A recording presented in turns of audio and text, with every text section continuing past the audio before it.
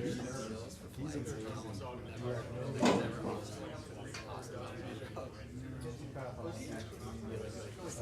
all have imposters sometimes, so like, It's like,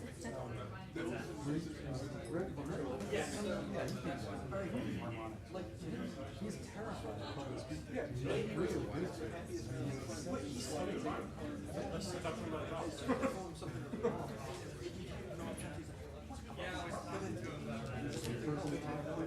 well, actually, not so much. We're talking sort of joke or whatever, and I finally put his face. I love those question marks. Like, I have put you in the Arcade 4 was the one that was supposed to be. Just different things. They're going to make parking lot.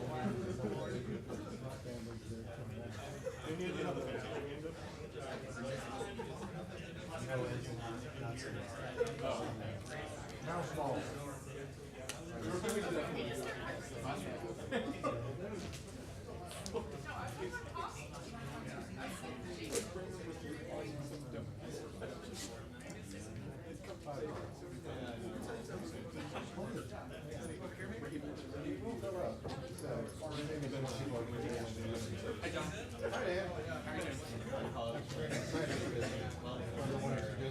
I really like the cider. I have a hard time finding the pineapple now. Well, it's better now. It's getting a lot more of that in the water. Oh, okay. Blood orange is I like the pineapple. yeah, all made here in town by us. Is it in town? You turn around twice, someone's making beer and kombucha. So we have, I don't know if you remember, we have our daughters disabled, so we have nurses all the time. And we have like half of our fridge is filled with kombucha that they keep bringing in, and they leave it there for days. It's pretty gross.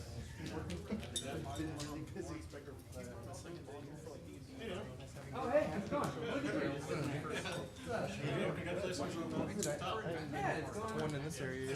No, we had to regraduate this, and of course we had to have someone who has that much draw.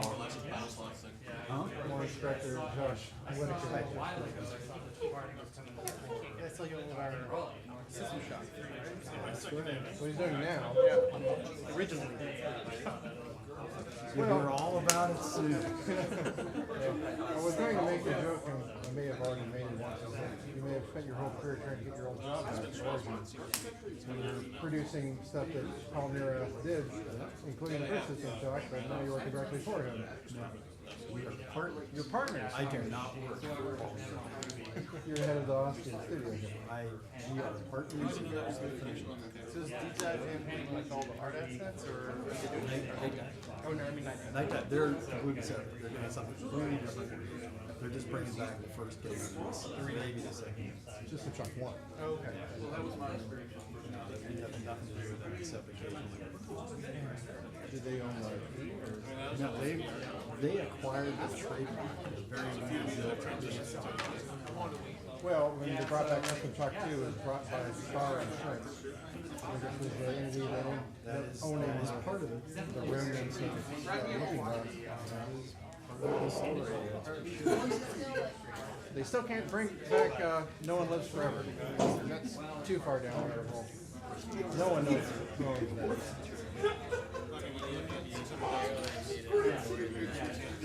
Funny stories about that.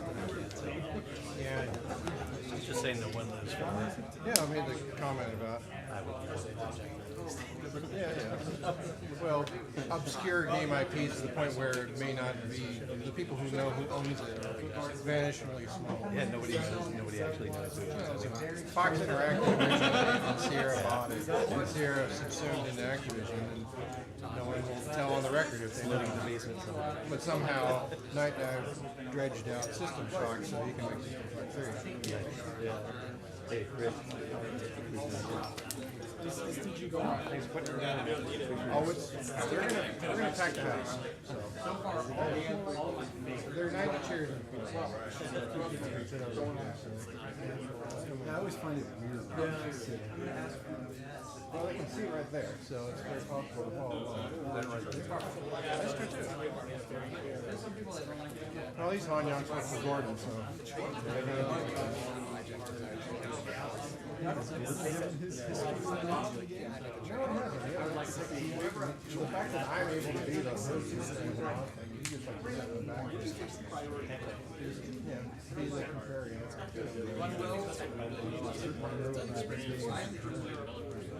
Oh, he's not comfortable, but it's great. First time I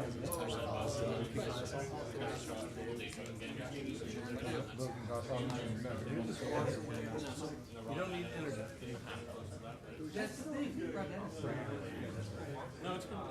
Well, okay.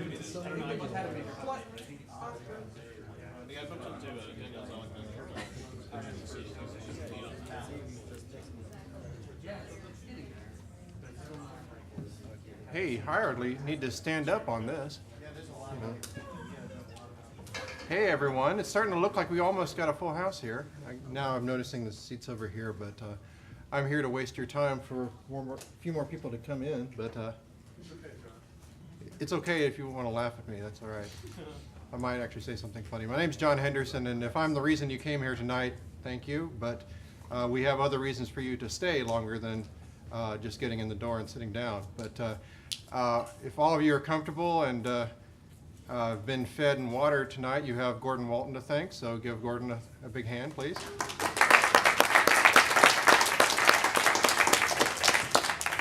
And also one hand for Capital Factory for allowing us to use the space. And if you notice, we've graduated to the big room this time. This is the first time for this series of Video Game Makers Unite to be in this large room. We've been at capacity in the classroom, is what they call over there, for quite a while. But I think we have someone who can draw this time. That's an old wrestling term. Yeah. Anyway, many definitions to the term. But while I have your attention, has anyone noticed how many games have been coming out of Austin in the past 2 months? Yeah, I mean, not just people working on games, but actually shipping them. That's kind of the novelty of it. I count 7, and y'all can correct me on this, but since April the 20th, when Rick and Morty, the Virtual Reality by Alchemy Labs came out. And actually, I should give you the credits on of these 7. 4 of them are VR games. 2 of them are multiplayer party games, and 1 of them comes in a box. Like you can buy a game in a box. That's actually kind of novel now. The rest of you have to download. But not long after that, Wilson's Heart by Twisted Pixel, the first game they made after they bought themselves back from Microsoft for Oculus, came out on the 25th of April. And then, of course, on May the 5th, Prey. That's the one that came in the box by Arcane Austin for Bethesda, Cinco de Preo. See, I told you I might say something funny. Another VR game by Dan Dunham and his partner Richard Mady, To the Top, VR climbing game. Came out on the 18th of May. And then my friend Alex Thomas, who is one of the founders of Stoic Studios, made a game on the Banner Saga engine called Killers and Thieves. Came out on the 23rd of May. Unfortunately, it was referred to as a stealth launch, so I wouldn't recommend doing that. It's a stealth-based game, but don't launch your game in stealth mode. You might actually want people to buy it. He's doing a little bit better now, but the first game to come out of Austin for the Nintendo Switch was the Astro Duel Deluxe by Rusty Moyer and published by Panic Buttons. It was also developed and published out of Austin by 2 different Austin entities on May the 30th. So again, 5 different games out in the calendar month of May. But just in the past week, we finally saw the release of Battle Sloss as Battle Sloss 2025, The Great Pizza Wars by Invisible Collective and published by Rooster Teeth just on the eve of RTX. And got one more. It's not a video game, but Castlevania, the animated series, coming out on Netflix on July the 7th, which is one of the days of RTX, and they just announced today that they will be showing the 4-part first season at RTX if you want to watch it, if you're going there. But that is being produced here in Austin by Powerhouse Animation for Adi Shankar and Frederator Studios. And the guy who did the logo type, Billy Gerritsen, his main gig is working for Gordon at Artcraft Entertainment. So the Blood Moon Sea for Castlevania is pretty cool. But as has been the case in recent meetups that we've had, we would like to acknowledge the job haves and the job have-nots. So if anyone here would like to stand up and identify yourself, if you're looking for a job or if you have jobs to be had by other people, please state your name, your specialty and or aspiration, and what's your website, and whether you have business cards.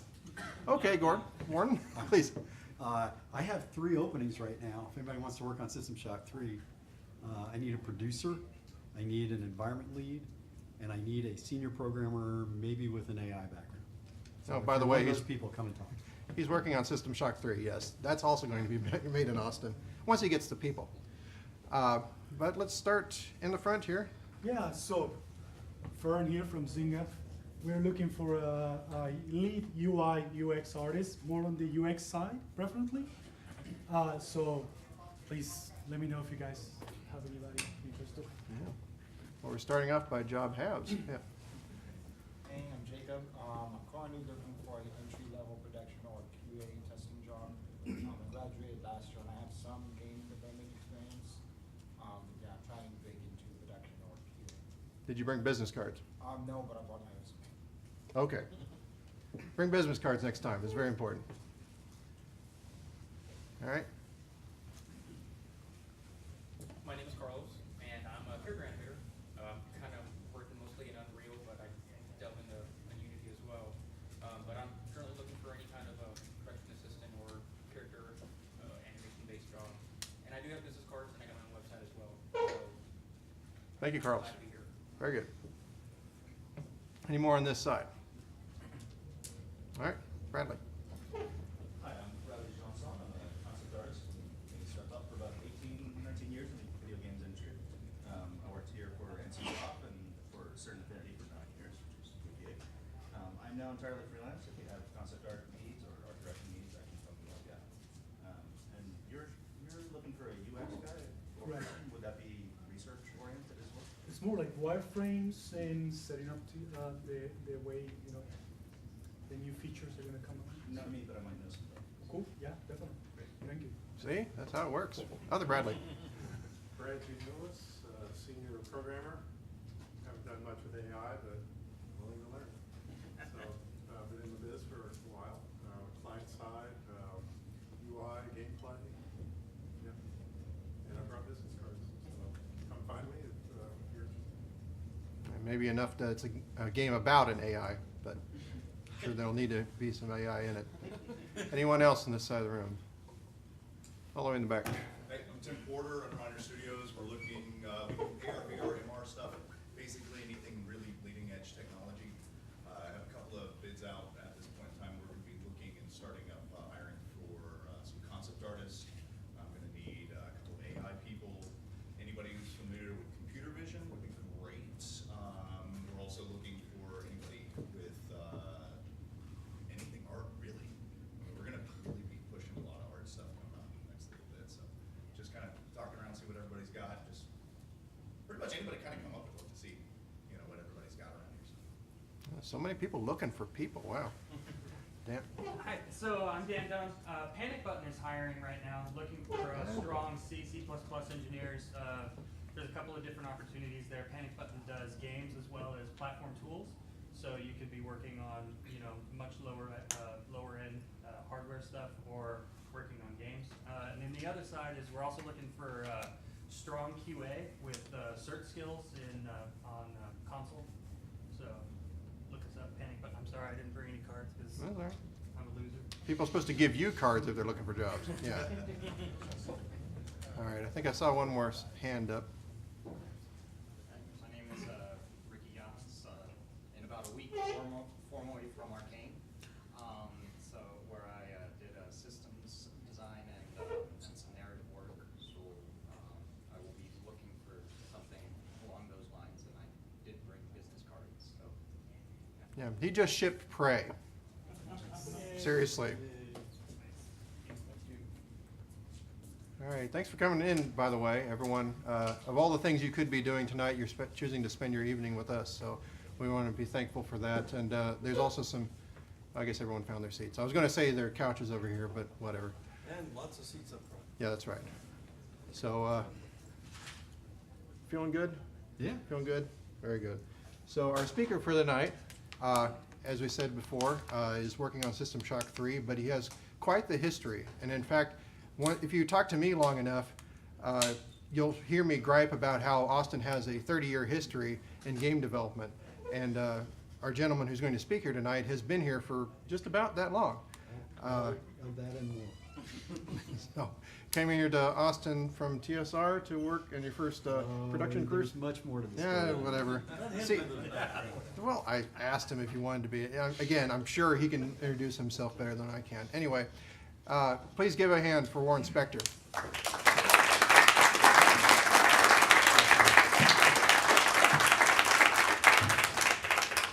Okay. So yeah, I'm Warren Spector. This is my ego trip through video game history. So thanks for coming out for it.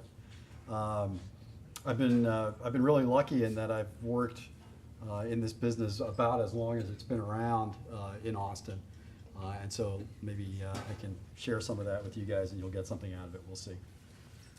So let me get this out. By the way, I feel like I should be talking about game development leadership or something, just looking at this room. It's weird. Okay, so there have been a bunch of studies done about the video game industry in Texas. Lots and lots of people work in video games. There was one study that showed that 7,000 people were working in games or apps.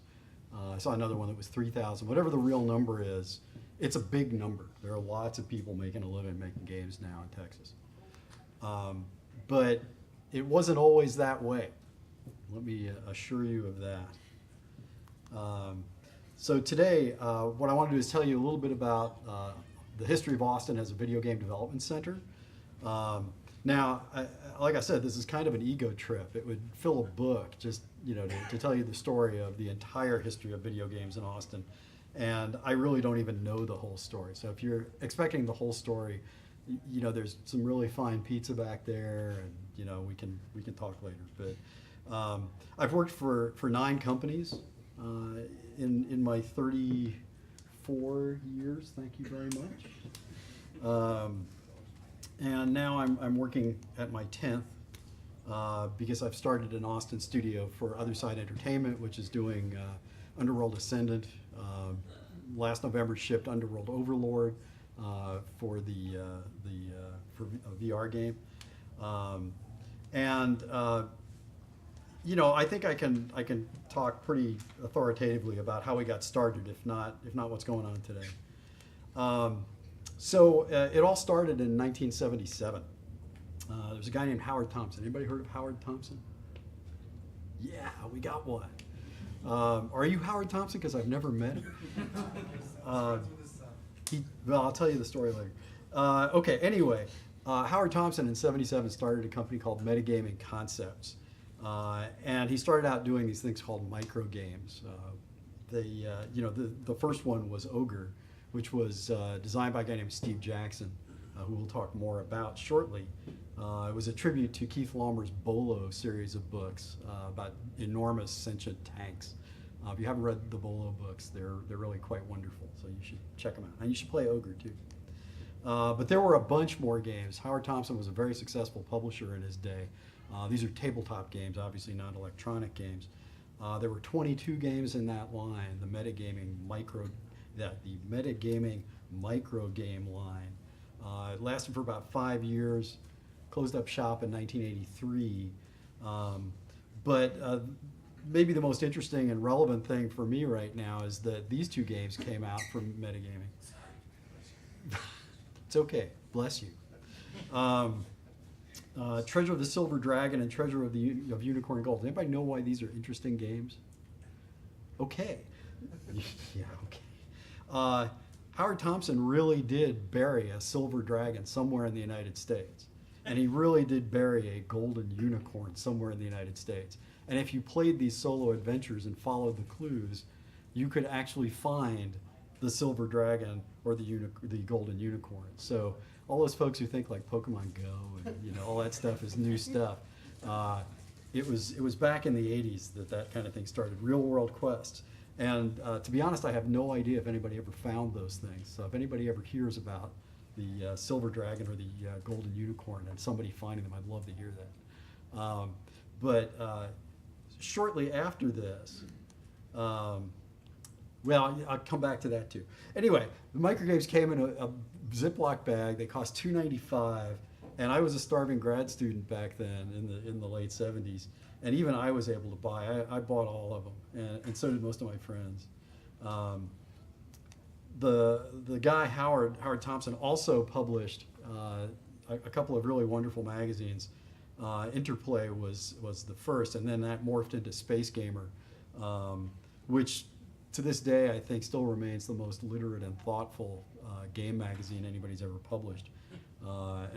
Somebody laughed at that. It really was quite wonderful, and I don't say that because I got to edit it later on, but I did. Metagaming was a godsend. I couldn't afford all of this stuff, all the Avalon Hill stuff and the SPI games. I could barely afford D&D books. But they were cheap, they were easy to learn, they were fast to play, and they really scratched my itch. So the amazing thing was that all of that was happening in Austin. You could go to the local science fiction convention and meet the people who made those games. This is Steve Jackson, who is one of my heroes. I owe him a lot, which we'll get to in a little while here. But he lived and lives right here in Austin, Texas. So for a game geek and a game fan, it was really pretty exciting getting to meet your heroes like that. Now the story about Howard Thompson, he disappeared. When I think it was because he never actually hid the silver unicorn or the golden unicorn and the silver dragon. I'm pretty sure that's why it was. And I shouldn't say that because he could probably sue me. But he disappeared, and there was one point where we even actually hired a private detective to see if we could find him, and failed. So if anybody knows where Howard Thompson is, I want to know. Okay, so anyway, in 1980. Steve Jackson started his own company, Steve Jackson Games. He bought Space Gamer magazine for Metagaming and came up with his own line of microgames, this time in a little plastic box. Very impressive. Okay. So he did Ogre and GEV, added Car Wars and Illuminati games to the list, and they're all still worth playing. They're all still for sale. You should all go and play them. They're fantastic games. He added more to the line. I'll tell you, only One Page Bulge.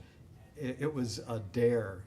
Avalon Hill games had manuals that were like 128 pages long, and so Steve said, I can do an Avalon Hill war game on one page. The one page happened to be like 6 feet by 4 feet. Okay, but he pulled it off. That was One Page Bulge, and Killer. There are two games that I've worked on that I refuse to put my name on, and I won't tell you the second one, but one of them was Killer, because there was. Does everybody know what Killer is? It's a live action game where you're a killer, and you put stickers on people's backs to say you've stabbed them in the back and stuff, and there were all sorts of ways to kill someone in Killer, and one of them that I was not allowed to cut. Was take a light bulb. By the way, don't do this at home, but you could take a light bulb and a pin and stick a hole in the light bulb, screw the light bulb in, and when someone flips the light switch, the bulb will pop. It'll make a poof sound. And I looked at my boss, who will remain nameless, Steve Jackson, and I said, some kid is going to do this, and the glass is going to shatter, and we're going to get sued.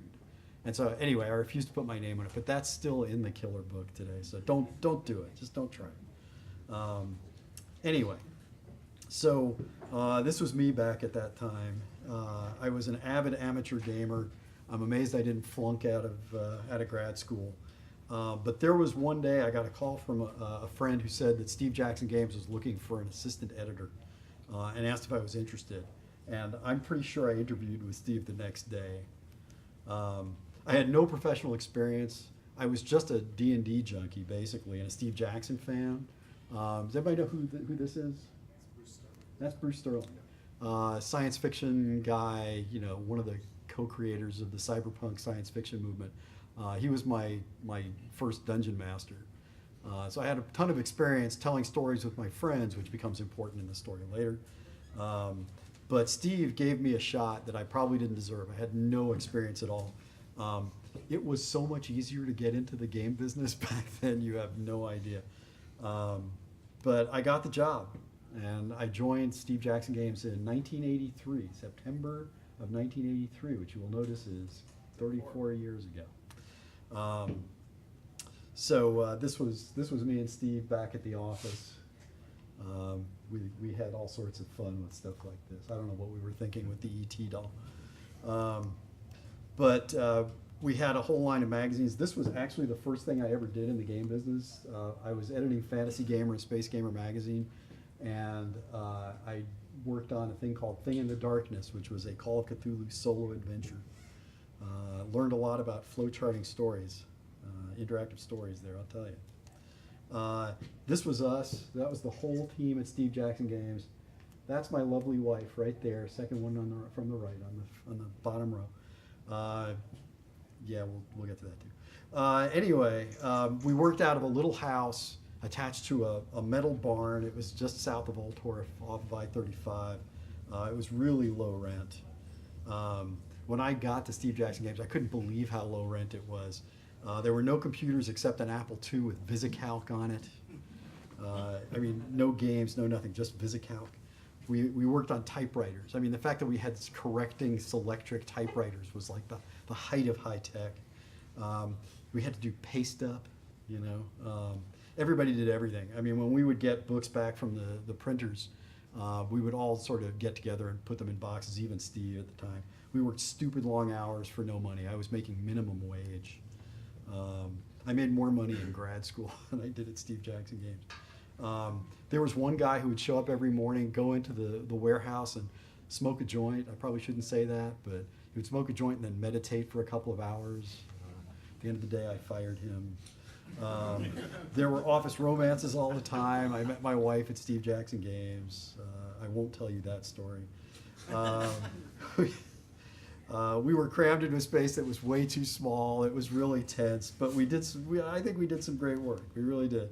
The first published game I worked on was Toon, the cartoon role-playing game, which you can still buy today, and I need the royalty money, so please go and buy it. But Alan Varney and I worked on that. We'll come back to Alan in a little while, too. He also did a game called Globo, which, by the way, would make a fantastic video game. If anybody's looking for a game to turn into a video game, Globo was really wonderful. Alan did that. I worked on GURPS and Car Wars, the deluxe edition in a box, Illuminati in a box. We did some pretty cool stuff. But we were really small potatoes. I mean, there were like a dozen of us, and we were trying to compete with these guys. We couldn't compete with TSR. We were a third world game company is what we used to call ourselves. We had no money for marketing at all. That's Scott Herring, who's still around. I was hoping he'd come tonight, actually, because I haven't seen him in a long time. Excuse me. But we went to conventions. That was our marketing at the time. And we had a fan following wherever we went because of him. We played games constantly. That's my wife again, and Alan Varney right there. We churned out 3 magazines a month. We worried over every penny. I wasted $80 once on a color printing job and got bitched out about $80. It was amazing. We had huge egos. We had amazing arguments. There was one person who will remain nameless, and really will remain nameless, who I had to say, go home, everybody hates you. So that person had to work from home. Our business, he's very talented, but anyway, our business manager had not 1 but 2 heart attacks, and why am I laughing when I say that? It was great. It was a great time. Maybe not for him, but it was great. So how does all this old-timey stuff relate to you? Why should you care?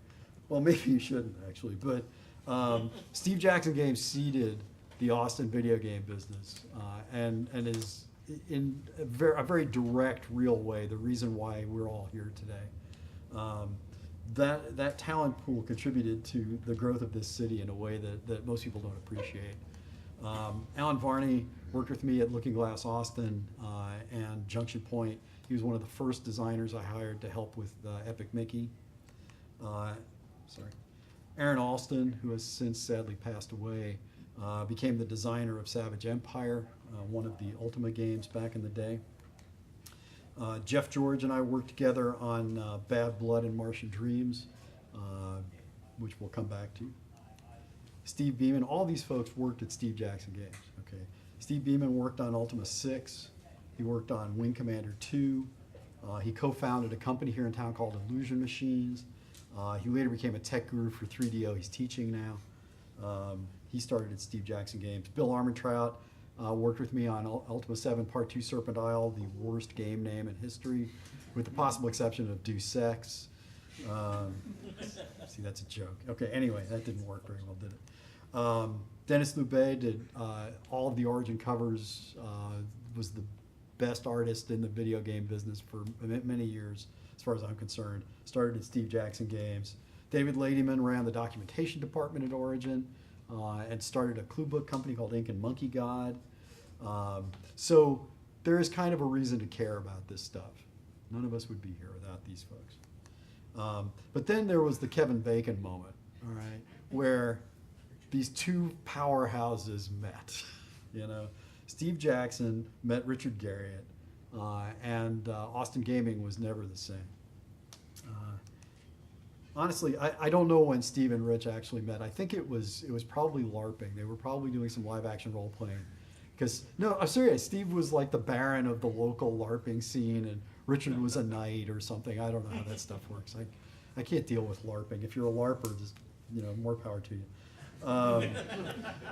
Anyway, there was one day I was sitting in that crappy little office at my crappy little desk, which you saw a picture of earlier, and a black Mitsubishi Eclipse just purred into the parking lot, you know, and it's like, ooh, nobody at Steve Jackson Games could afford a $25,000 car. I mean, let me tell you. So there was this gravel parking lot and this cloud of dust, and in walks the geekiest guy I've ever met in my entire life. He was wearing tight black jeans and a black t-shirt. He had this blonde hair and a rat tail going down the back, and he was wearing 10 pounds of jingly jewelry. I mean, I thought the guy was kind of weird. And in point of fact, I was right, but that's another talk entirely. But here, the reason he was there was because Origin, his company that he was running out of New Hampshire, had licensed Ogre and Car Wars and was making computer games based on them. So for Steve Jackson Games, I mean, that was the big time. Oh my God, somebody licensed one of our or two of our games. And so Rich was there to talk about that stuff. Autoduel was incredible. By the way, if you want to make me very happy, go make a game like Autoduel. Go back and play the original Autoduel game, which I'm sure you have. I have played it. But make a game like that, because it's a wonderful blend of action and role playing and car racing and, you know, guns and stuff. It was a pretty terrific game. But Ogre was amazing too. In the entire time I worked with Steve, I never saw a human beat him at Ogre, not once. But I believe it was Dallas Snell, who is now at Portalarium, who did the AI for the Ogre computer game, which I did see beat Steve Jackson, which was pretty amazing. I never beat the Ogre game in my life, but the AI was tough. So I was at Steve Jackson Games. I left Steve Jackson Games to go to Wisconsin to work at TSR. That's where TSR came in, 1986. But it was October of '87, and I came back to Austin to be a guest at a science fiction convention called ArmadilloCon. And Rich and I were on a panel together. And I don't even remember what the panel was all about. I just remember he started talking about role-playing games and about Ultima 5, which was in development at that time. And I was incredibly jealous. I couldn't believe it. Because at TSR, do you ever remember these games, the Gold Box games and all that? Okay, with all due respect to the people who made them, I didn't like them very much. I was at TSR, and I had to test all of these things. And I thought they were trying to recreate all of the things that were unimportant about role playing. By the way, I think there is a lesson here for developers today. If you think of role playing and you think of character classes and secret die rolls and strength, dexterity, wisdom, charisma, and all that stuff, like think again. We can do better than that. But that's what they were trying to replicate. That was the part of D&D they thought was important.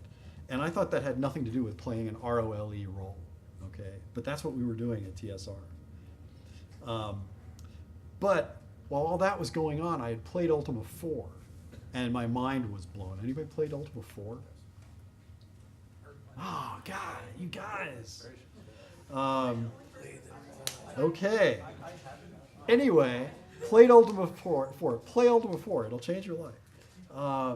And he was talking about Ultima 5, and all I could think was, this guy gets it, you know? What he was trying to do was the right thing to do, and he clearly understood role-playing. His ambition was just an inspiration to me. And I went back to TSR all depressed. A year later, I put in another year at TSR, and I was sitting there, we were working on a new role-playing system. And I'll never forget it. I was sitting in my office one day, and I had 20-sided dice in one hand and percentile dice in the other. And it's like, which one should we use this time? And at that moment, I had this flash of insight that if that was the biggest decision I had to make in my life, I needed to find a new way to make a living, okay? And so, as luck would have it, I mean, I'm the luckiest guy in the world, I really am. I got a call from Dennis Loubet, who we mentioned earlier, who was the best artist in the computer game business at the time. And maybe he still is, by the way. But I got a call from him, and he said Origin was looking for an associate producer, and was I interested? And I got on a plane. Okay. Yes, I was interested. And then I went through the interview process. By the way, if any of you think you've been through a tough interview process, think again. I spent 9 hours talking to Dallas Snell. 9 hours. He picked me up for breakfast, and it was after dinner when we got done. And then I had to talk to Richard, and then I had to talk to Chris Roberts, and then I had to talk to all the other people working at Origin at the time. But I was completely blown away by everyone. I mean, the ambition there was incredible. Everybody was as ambitious and as inspiring as Rich was. So I got an offer. I took the job. I took a huge pay cut. I was the manager of the book and game division at TSR, the biggest company in the business at that time. And I went to this tiny little game company. I think I was the 26th employee, but I was the luckiest guy alive. So from 83 to 89, I had the opportunity to work with guys like this. These guys were called authors. If you want to consider yourself lucky, go back to this time and be an author at Origin, because what you did was you got an office, a full staff of programmers, artists, and designers, and you got a royalty when your game shipped, but you didn't actually have to work for Origin. You were an independent person, a freelancer who got all of those perks without having to actually work for the company. It was cool. So when I started there, Todd Porter was working on Knights of Legend. I won't tell you those stories. Stuart Marks was working on a game called Omega, which was actually taught you how to program. You programmed little tanks. The manual was that thick. Okay, no human ever read it except for you. Greg Malone was working on Windwalker, a wonderful little role-playing game. And Paul Neurath, who's my partner now at OtherSide, was working on Space Rogue. By the way, does that guy in the Space Rogue box look like a biker to you? Okay, so somebody at Origin, I think it was Fred Schmidt, who's still around today, okay, thought that photographic covers were a good idea. I'm never going to work in this business again. But he thought it was a good idea to do photographic covers. And we all thought it was a bad idea. But, you know, marketing guys don't listen to developers anyway, right? But we said, just don't make the Space Rogue guy look like a biker. Okay, judge for yourself. But the other two authors were hard at work too. It wasn't just, you know, Todd and Greg and Paul. Richard was starting to work on Ultima 6, and I got to be his producer on that and his creative partner. We spent weeks at his house hashing out all the details of the plot, the characters, the missions, the puzzles, the whole game in one of Richard's infamous little black books. That's how he organized his work. He beat into me the power of simulation and the power of offering players multiple solutions to problems. I still live by those ideas, and it was like Rich is where it all started. He taught me about the limitations of the medium. I came from tabletop games where I worked on one game where I forgot to include a critical combat table, and the game still worked, okay? If you do that in a video game, needless to say, it does not work. But I had to learn that there were limitations, and I learned all that from Rich. Chris Roberts had an idea for a game called Bad Blood that Jeff George and I actually made. Chris, we made that game. But that was so Chris could work on another project that started out as Squadron, became Wing Leader, later became Wing Commander. I was Chris's producer on Wing Commander. Consider myself lucky if I won 3 out of 10 of our daily arguments. Anybody work with Chris? Yeah, if you win 3 out of 10 arguments, you're doing really well. Really, really well. And what he taught me was the potential of the medium. I mean, he had a vision of things that was just incredible. He saw cinematic gaming in a way that no one else did. And I'm not even sure anybody got it. Also, despite his utter inability to hit a ship date, he was the first person who taught me the power of scheduling software. That is part, and I mean a very small part of the Wing Commander schedule there. I think he was the first person audacious enough to make a game complex enough to require a project management program. So here's what we were doing at the time. Welcome to Origin, creators of software worlds. This year, we're making computer gaming history, taking graphics and sound presentation to new levels of excellence and excitement. Origin, setting the gaming world on fire with new titles designed to stimulate and challenge even the most seasoned computer adventurer. Is life becoming a little mundane for you? Looking for something to put a little spark in your day? Then look no further. You've entered the fantasy world of Ultima 6, the False Prophet. Join us as we celebrate the 10th glorious anniversary This of is the the best Ultima human series. animation any of us had The power ever of the seen. Moonstone teleport you to the world of Britannia as Lord British opens the doors to your imagination and gives you the keys to his kingdom. But be forewarned. Your journey to Britannia is fraught with both peril and high adventure, as you are instantly catapulted into the vengeful hands of the Gargoyles, a race of beings from beyond you get the the idea. underworld. There's a lot more to that. If you want to see more, I'll show you later.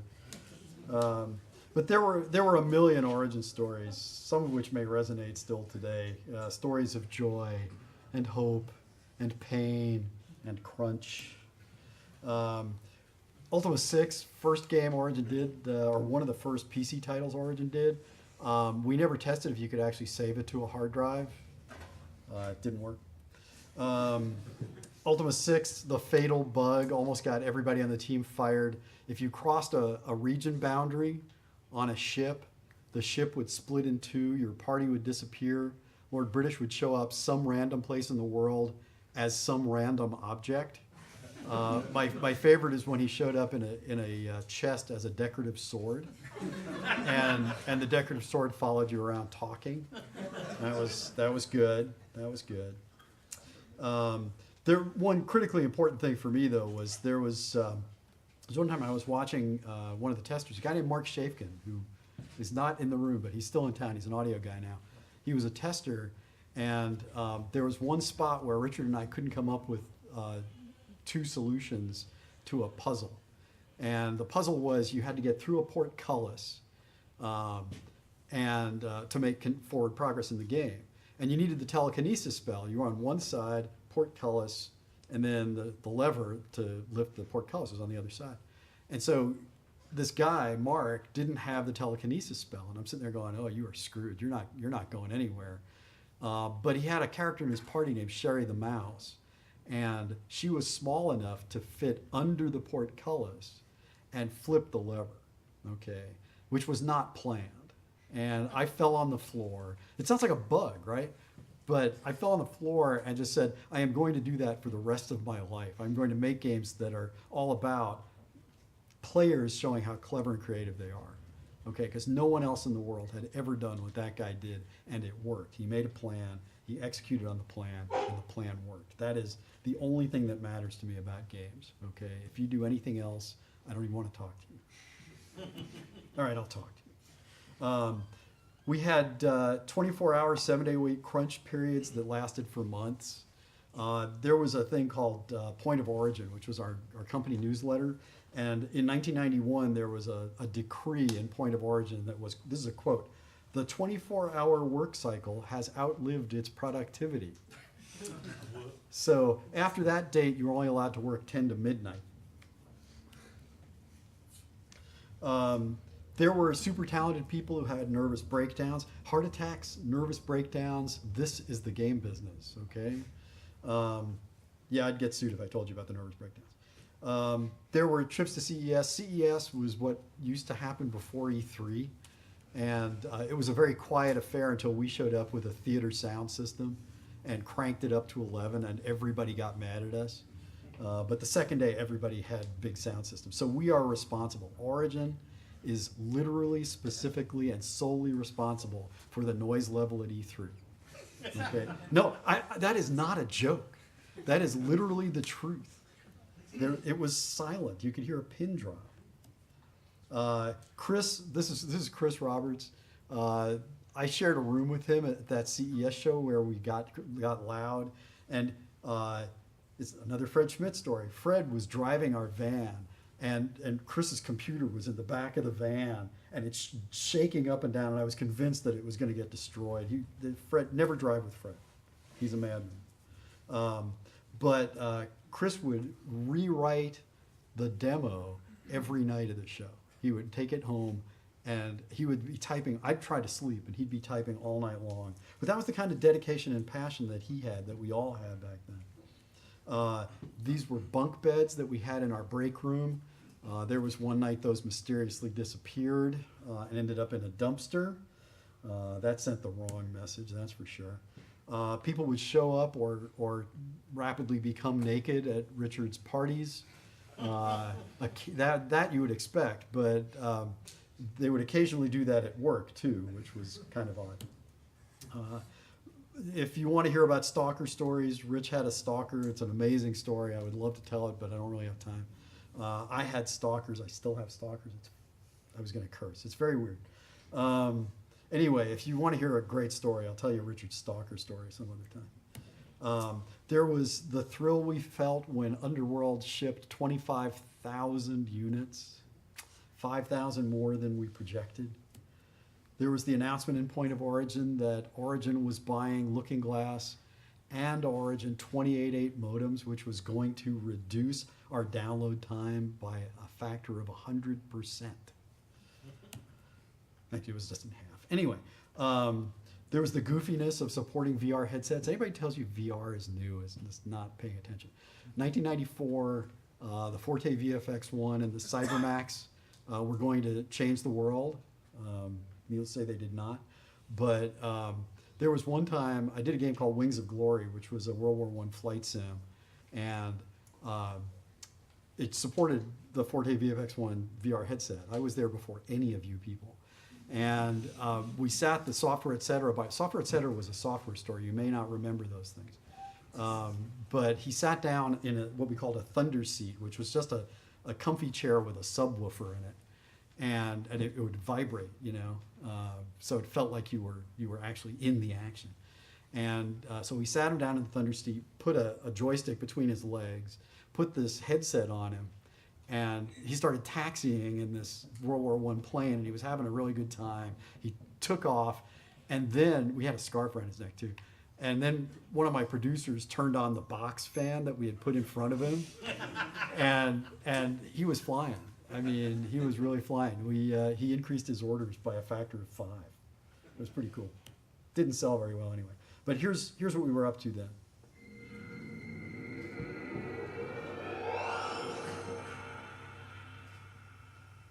Here we go, folks. It's prime time.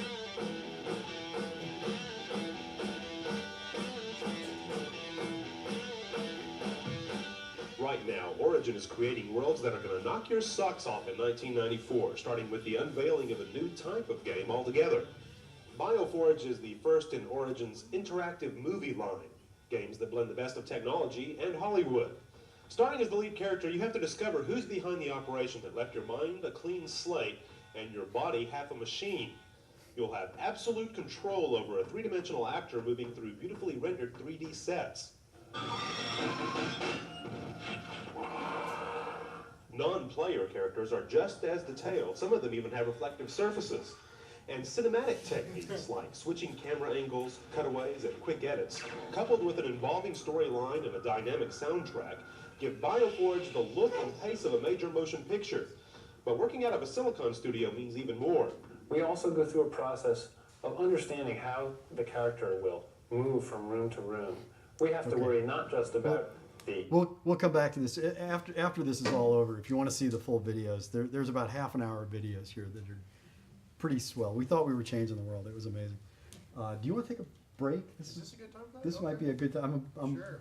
You know, a little more than halfway through, so I'm going to be ripping through the rest of it. Excellent. Well, on that note, take out your timepieces and count 10 minutes from now, and have another drink and use the restroom to the right, to the left. I'll tell you what I'll do is I'll have the videos running in the background. How There about you that? go. Or you can sit and watch it.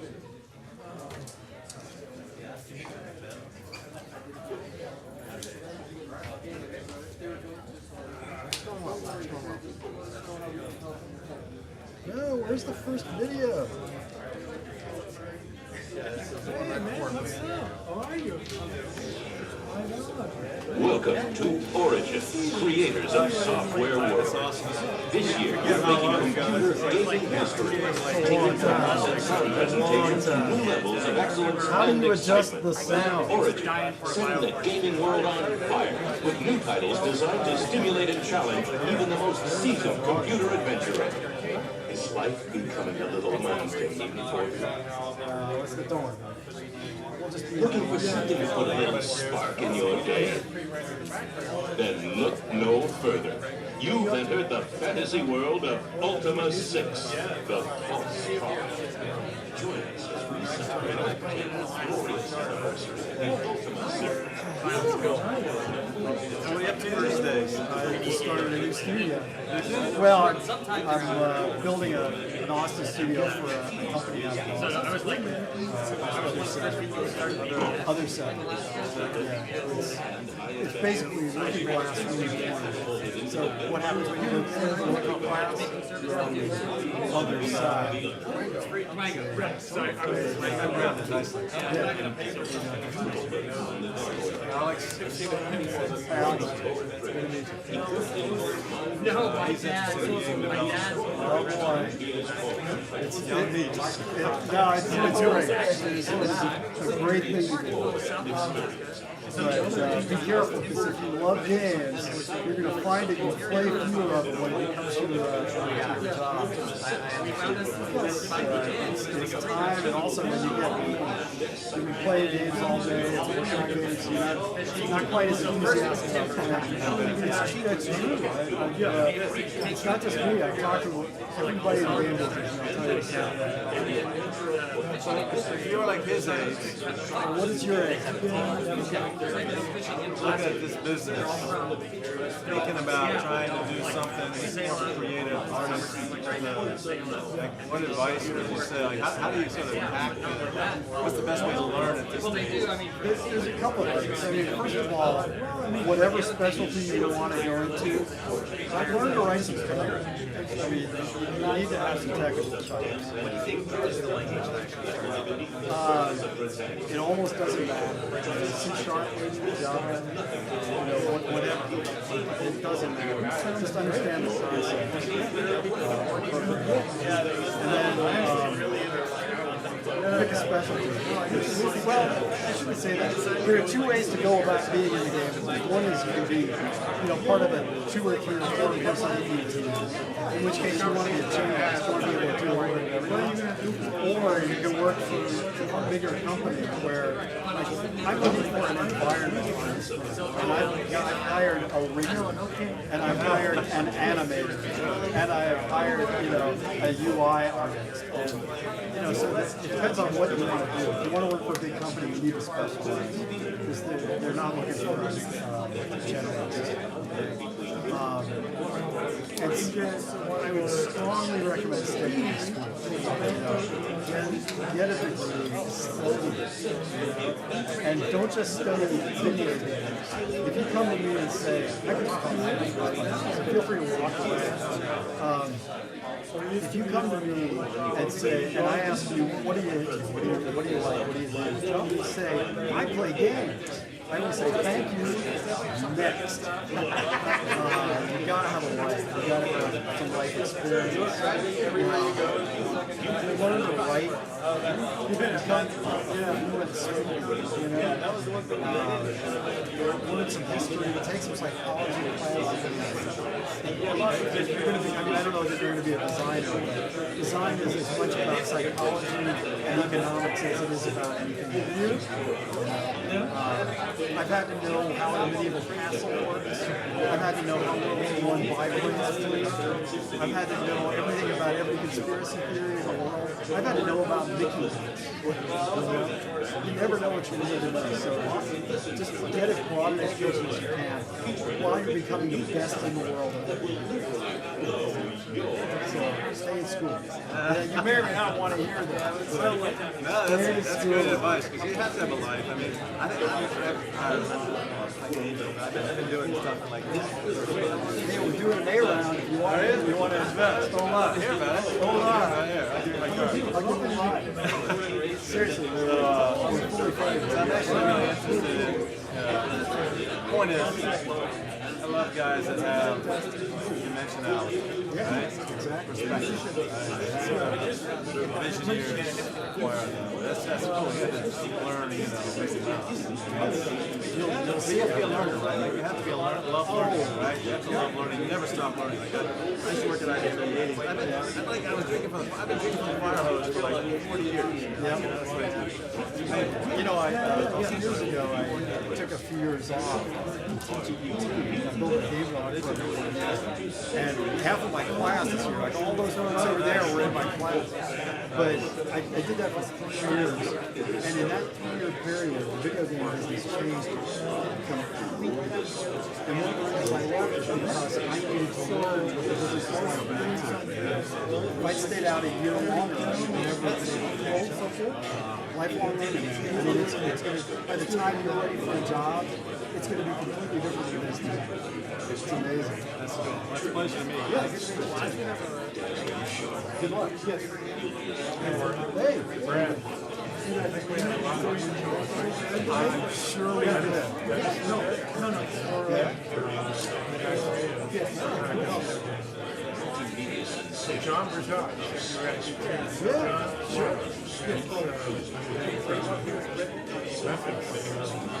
Wow. Yeah, he's a good guy. Yeah. Yeah. Yeah, sure. Yeah.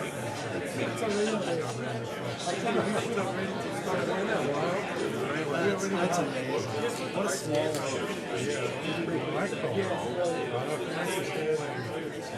I'm looking for your programmer. Let me give you one of mine. Well, we're looking for a senior programmer. It'd be nice if there was an AI component to that. But send me an email or contact directly. You never know. Oh, and that first we are. I was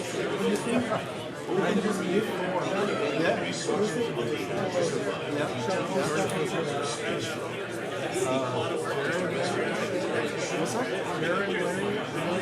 Oh, Jeremy here, yeah. That was in the 80s. That was the first time VR.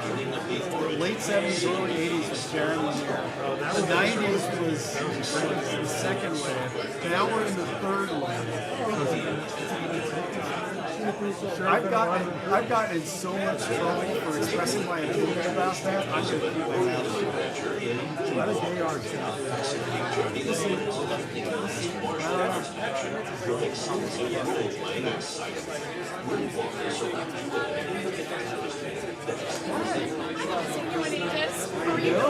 I'm doing swell.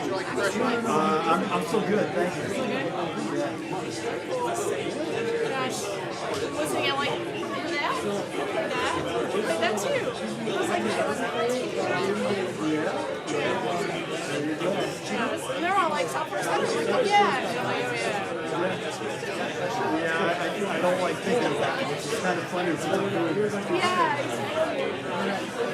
exactly. I'm just tired of guys who don't have to be his grandfather. It's okay. I wouldn't want to be in his shoes starting out right now. No. It's a tough business. It is.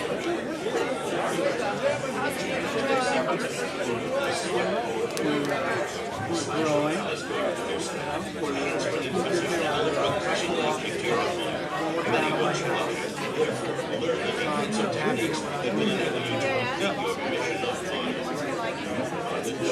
Well, I own several houses, so we weren't working at the house I lived in. Oh, all right. We were working out of empty. But still, it's nice to have those guys out.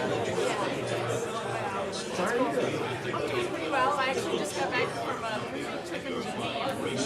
Yes, it's fabulous. It's like my first time in a very long time. Yeah, and I've just been kind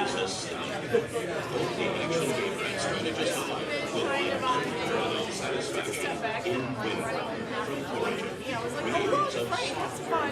John, have some more fun. And garden, this is your thing again. Just so I can kind of recuperate and figure out what I want to do with my life when I grow up. Well, I had my 3-year stint in YouTube trying to figure out what I wanted to do when I grew up. I had to get back to making games. That's what I realized. I'm not qualified to do anything else. Sure. All right.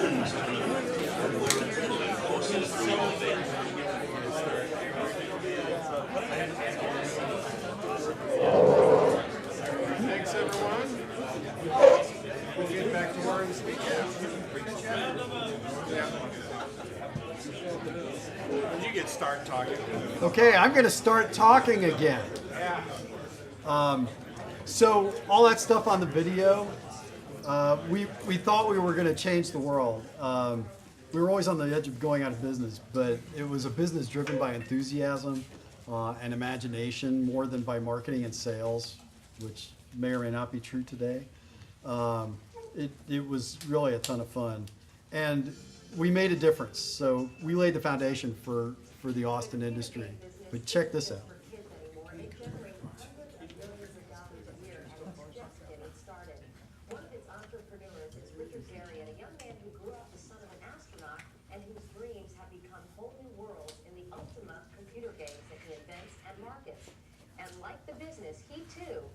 Getting started. My father was an astronaut and went up on Skylab and on the shuttle. I would love to go up in outer space. In fact, if there's one thing that I would rather do than this, it would be to leave this planet. Richard Garriott by creating another world inside of a computer. Travelers here can find a map in their pack showing the world of Britannia, the setting for Garriott's long series of computer games. One of the hallmarks of the Ultima series is that it is a complete living, breathing world for you to go live out another lifetime in. And that world is simulated to as great a level of detail as we possibly can do. This is a pub.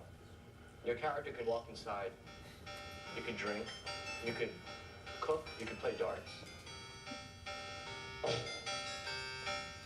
As a teenager, Garriott loved games like Dungeons and Dragons, in which he played medieval characters.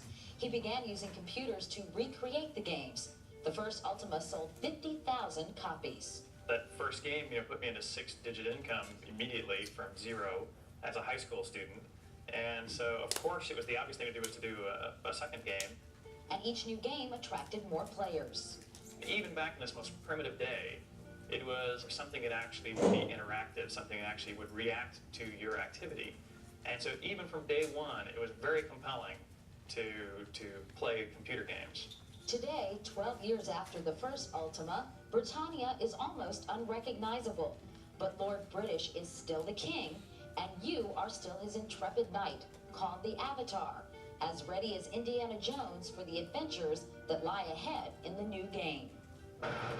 It begins with an animated sequence that launches you to the Serpent Isle to defeat this evil demon. There I shall outline my plan to destroy Britannia. And then we start the game proper, and we drop the player in the middle of the game world. And then he can all of a sudden walk around and do whatever he wants. As soon as you move your character, the That's computer insight right reacts. there. Then you're walking along, these magical storms start wreaking havoc on the place. The computer takes away your friends. Then it conjures up 2 monks. One tells you you should abandon your friends, and the other tells you you should get together with your friends. If you choose yes, for instance, then that character may give you one whole set of clues. If you choose no, the character may terminate the conversation. It's a non-linear game in the sense of you don't have to just follow A, B, C, D, exactly what the author tells you to do. But the more options you give the player, the more eventualities we have to be prepared for when we create the game. You're supposed to concentrate on killing monsters, but you could attack the king instead. Players try to kill him as a means of demonstrating how far along they've gotten in their games. The computer is programmed to protect the king. In fact, I've told my programmers, if you kill Lord British, you're fired. But sometimes there are loopholes. The computer really has the upper hand because it controls the world. And if you succeeded, you've beaten the computer. Even for a computer, They it's love hard to the keep pretty track yellow of a code. world this big. That was the All other this thing. code, pages and pages of code, handles nothing but just opening and closing, locking and unlocking doors. That's hundreds of doors in over a dozen cities. It would take you over a week just to walk around the world as a spectator if you didn't interact with anything. And every little piece is built by hand, by someone.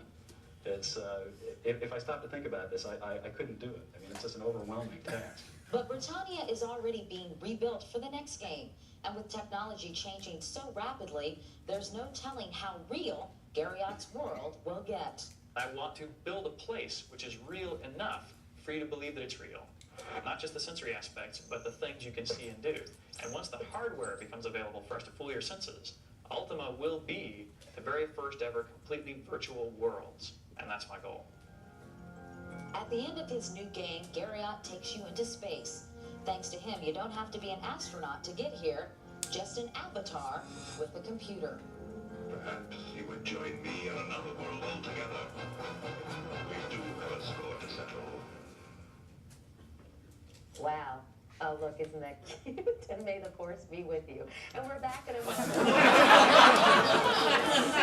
Thanks, Katie Couric. Yeah, okay. So, you know, we changed the world a little bit. Okay. So, this brings us, well, actually, we were already in 1994, but in 1992, EA bought Origin. We had bigger budgets to play with. We were doing increasingly cinematic games. We had great marketing and distribution, holy cow. We had more structure than ever, which was a good thing. I was kind of the B-movie guy. Rich and Chris and a guy named Andy Hollis, who's still around somewhere, were making, you know, the big AAA productions and spending all that money and hoping for a big hit. And I was just doing these little things that nobody cared about, so I got to do whatever I wanted. I guarantee I had more fun than Rich and Chris and Andy did. I was playing with pocket change. But what happened was EA gave us enough rope to hang ourselves, which we did very effectively. This was us when EA bought us. Okay, this was 1991, 92, something like that. It was right when they bought us. And then we started blowing our budgets and schedules big time. Rich was doing things like Ultima Online, you know, before anybody knew what an MMO was. I mean, you don't want to know how many times EA tried to kill Ultima Online. It's crazy. But this is how we looked when EA bought us. Every red dot there represents someone who left the company or was fired within a few years. Okay, so that ought to tell you everything you need to know. In '96, I left and started an Austin office for Looking Glass. The folks who did Underworld and System Shock. Frankly, they were the only folks making the kind of games I wanted to make and play. So I worked there for a year. They ran out of money. It's a sad story, which we can talk more about privately if you want. So then I built an Austin office for Ion Storm. The people keep on letting me build Austin offices. It's really, it's like, you want to know the secret to success? Here it is. This is the most important thing you're gonna hear tonight. The way to win an argument is to be willing to walk away from it. Yep. Okay? And if someone says, move to San Francisco or move to LA, just say no. Okay? And that, I mean, that's all I did. It's like, no, I'm not moving to Boston. You know, no, I'm not moving to Dallas. No, I'm not moving to Emeryville. No, I'm not moving to Los Angeles. That's how you get to stay in Austin. Okay. So John Romero, the guy with the hair, well, the guy in the middle with the hair. This is one of these things is not like the others picked. But anyway, John made me an offer I couldn't refuse. He said, you know, he'd give me the biggest budget I'd ever had, the biggest marketing budget I'd ever had, and make the game of my dreams without any creative interference from anybody ever. And he lived up to that promise. It's the only time in my life I've ever gotten that deal. And what we did was we made Deus Ex here in town. And you know, I saw it as the next step beyond Ultima Underworld and System Shock and Thief, about empowering players to tell their own stories the way they wanted to. A lesson I learned from Richard Garriott in 1989, okay? So it all sort of comes around. This was the team. This was like the entire Deus Ex team. It was unbelievably dysfunctional. I mean, yeah, we don't have time to go into all those stories either. But we ended up making a game we were really proud of. We won some awards, which was nice. And then came sequel time. And the studio grew from that to 200 people. And so I left again. I just don't like working for big companies. So I wanted to start something small again. I wanted to make digitally distributed episodic games. I wanted to work with guys in Hollywood. This was 2004. Everybody said I was crazy. And turns out I was just ahead of my time. That's my ego talking, sorry. Anyway, one of the things we did was I was working with John Woo on a modern day ninja game called Ninja Gold. That was one of our test animatics. Why did that not go? Okay, this was Sleeping Giants, an epic fantasy game. This is all in Unreal from 2004.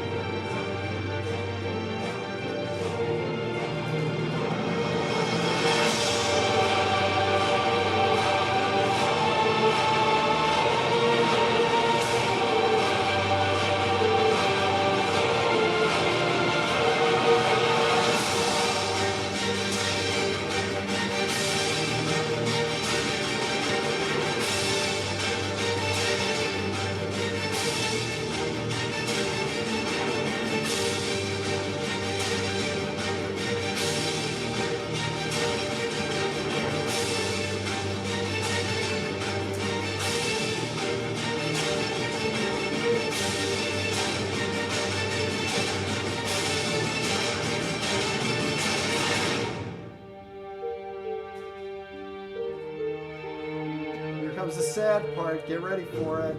Ah! Oh no! Ah! Oh well. I still want to make that game. I still want to make that game. That was all in engine. It's all physics driven. Damn it. Okay. those games were in development when Disney came along and acquired Junction Point. And we got to make Disney Epic Mickey, which looked like this. By the way, these are the Epic Mickey and Epic Mickey 2 are by far the best-selling games I've ever made.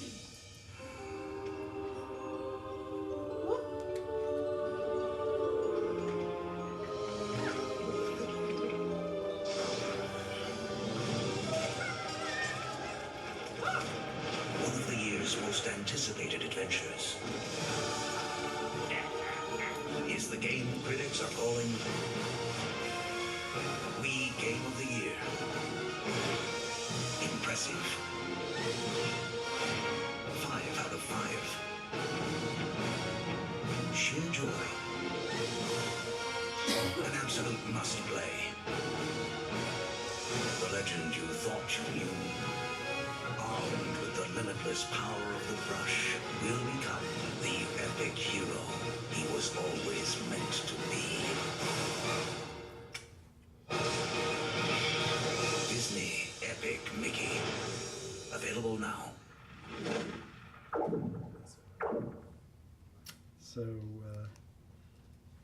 yeah, anyway, that was that. In 2013, welcome to the game business, Disney shut down Junction Point. We were the tip of a layoff spear. They ended up laying off about 1,300 people, I believe.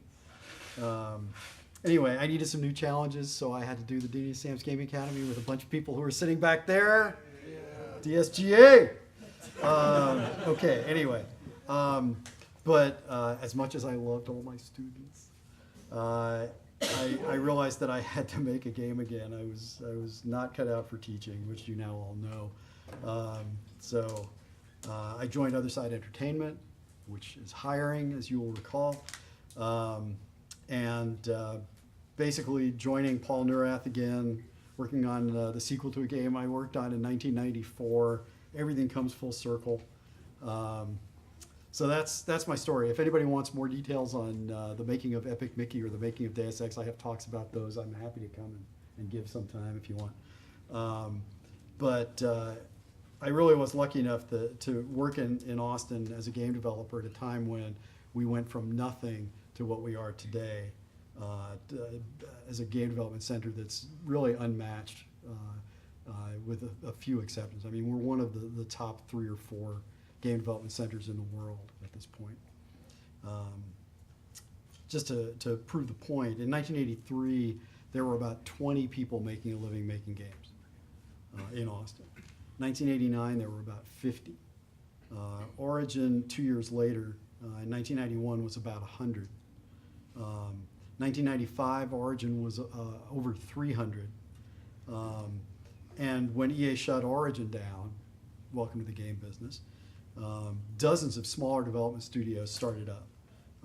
And now there was one study, the Texas Film Commission did a study and found 80 game development studios in Austin, Texas alone. That's pretty incredible. I can't tell their stories. You should get the folks in to tell their stories because I'm sure they're completely different from mine. All I can say is I can't wait to see what you guys all do in the game business. Latest count, 130. Jeez. Yes. Okay, I'll change my slide. I mean, that's insane. I'll send you the list. Okay. It's obscene. No, it's awesome. It's awesome. Anyway, that's what I got. So I don't know if there are any questions, but I'm happy to answer. One hand first.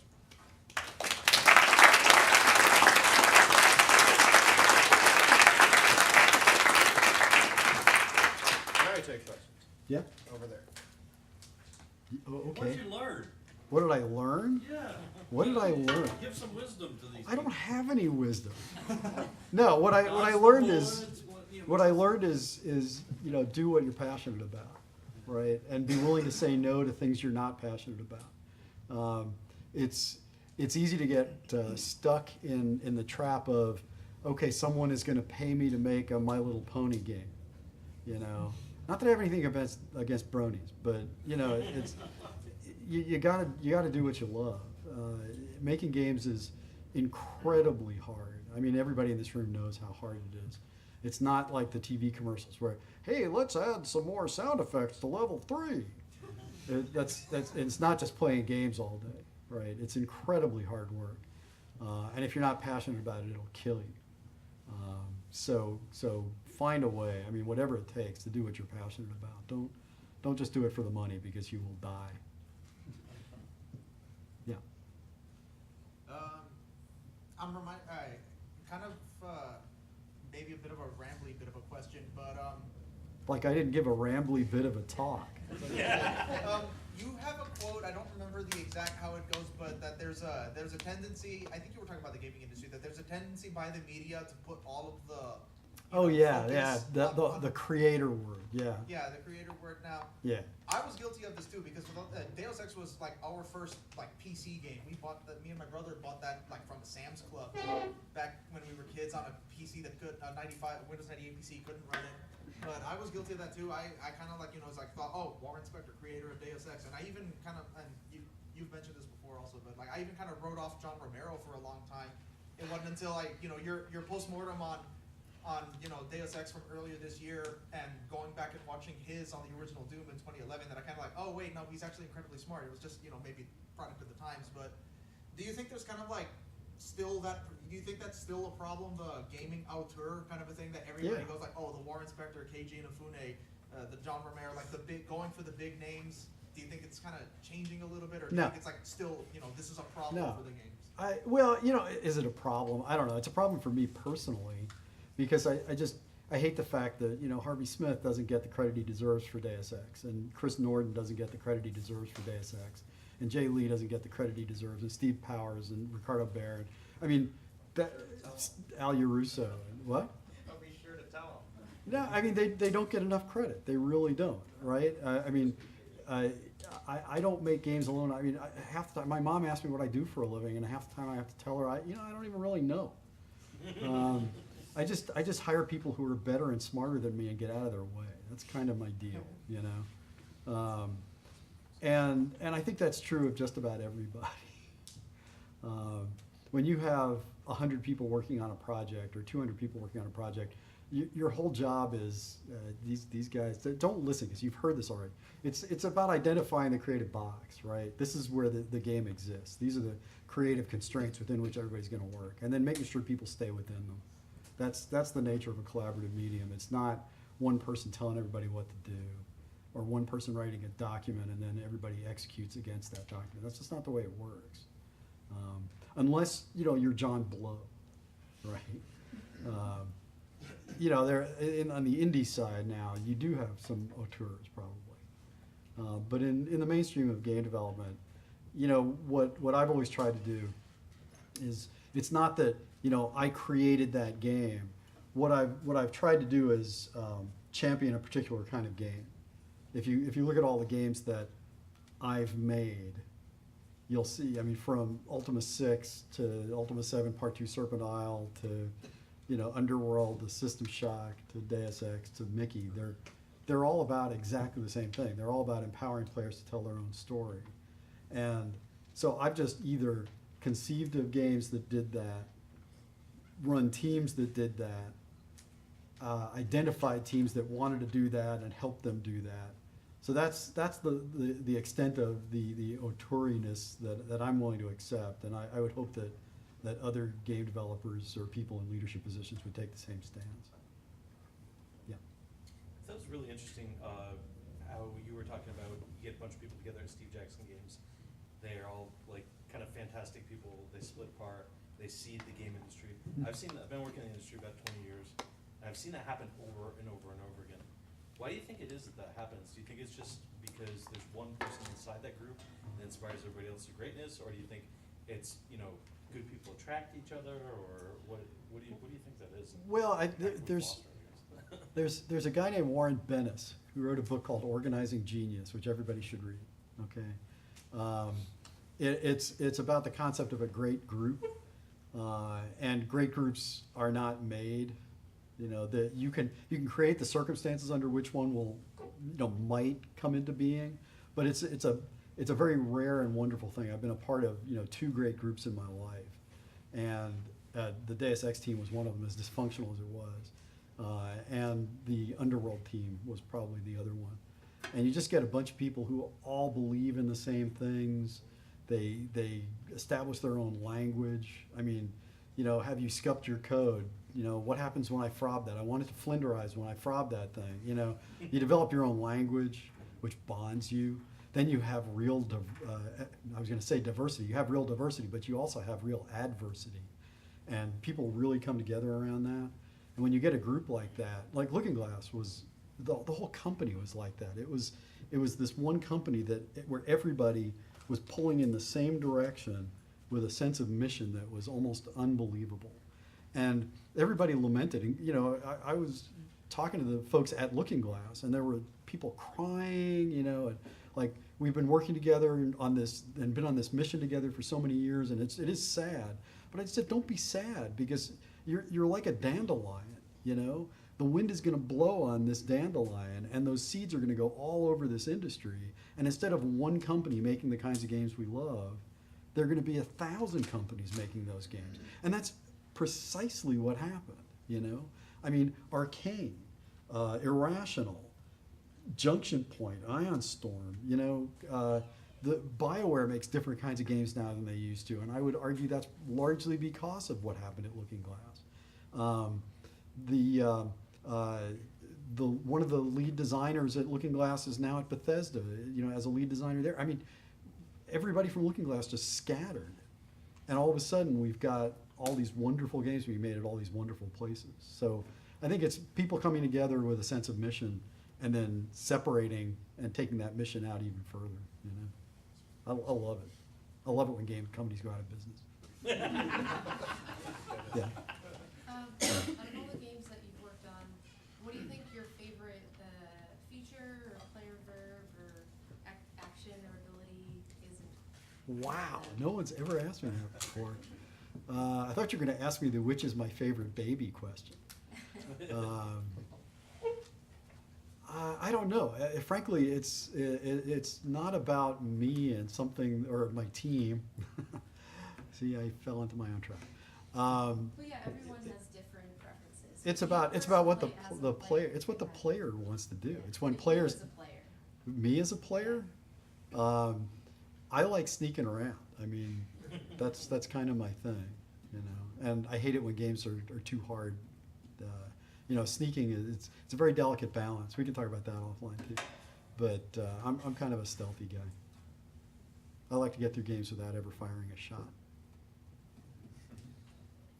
Yeah.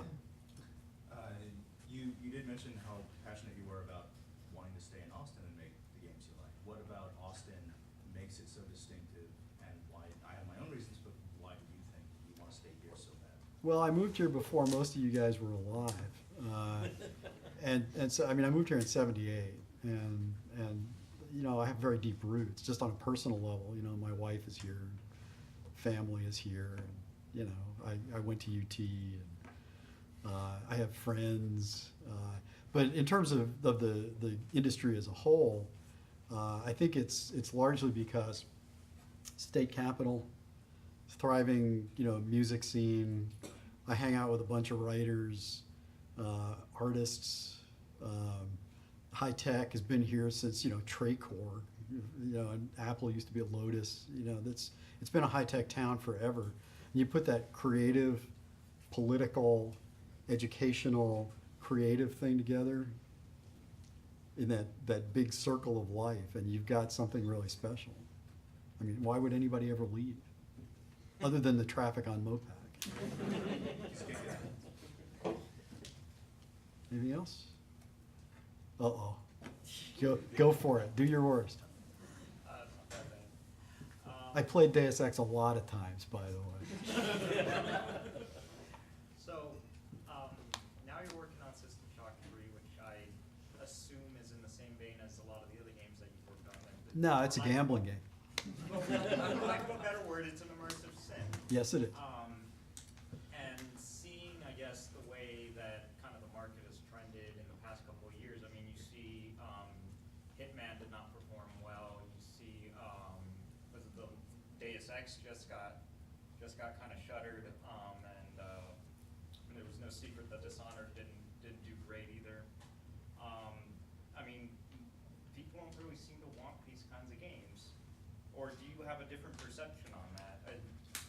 I have a slightly different perception. First of all, I think the stuff that's coming out of Bethesda is somewhat in the same vein, and it's a little bit of an outlier. No, it's a lot of an outlier, but I think there's some evidence that people want self-empowering games. You know, call them immersive sims if you want, but I think there's probably more interest than you're giving the genre credit for. But the real answer is, I don't care. You know, you got to do what you're passionate about. I mean, I've told you and everybody sitting in that row with you, you know, that your only obligation is to sell one more copy of a game than necessary to get someone to fund your next one. That is your obligation. And beyond that, like maximum revenue generation, I am never working again. Why do I say this stuff? But you know, Starbreeze, if you're watching this, I really do want to maximize revenue generation. I really do. You know, I got a particular kind of game I like to make, and I'm going to do it until people stop giving me money to do it. Fair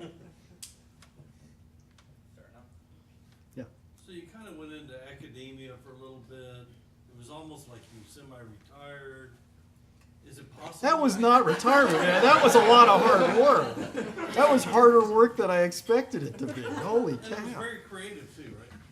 It was. So Moving right along. how are you gonna retire? This is why you were such a bad member of the board of advisors. So Minor demon, Gordon Wall. This is the reason why I'm the host and not him. So how do you retire from gaming? You don't. I'm looking for guidance here. You don't. I have no idea. Well, me either, so shit. Sorry. Next question. Well, my question is, why would you want to retire from gaming? Jen Bullard. For the thrill? To show it can be done? I might be able to salvage this one. Go for it. I have on a completely different tangent. Thank God. So I have a question about how it feels to watch a property, an intellectual property you helped develop, pass to someone else's hands. So like when you see Deus Ex, I think, is it Square Enix that makes Deus Ex? Yeah, now? yeah. Eidos Montreal. Okay. Well, when you see that IP go to somebody else, what does that feel like as someone who worked on like the original? It feels great. No, I'm serious as a heart attack. Like the two that my general manager had at Steve Jackson Games. No, it really does feel good. People expect me to be angry about it or upset about it, but you know, the way I always think about it is how many people in their lifetime get an opportunity to work on something that has a life beyond them, that's bigger than they are.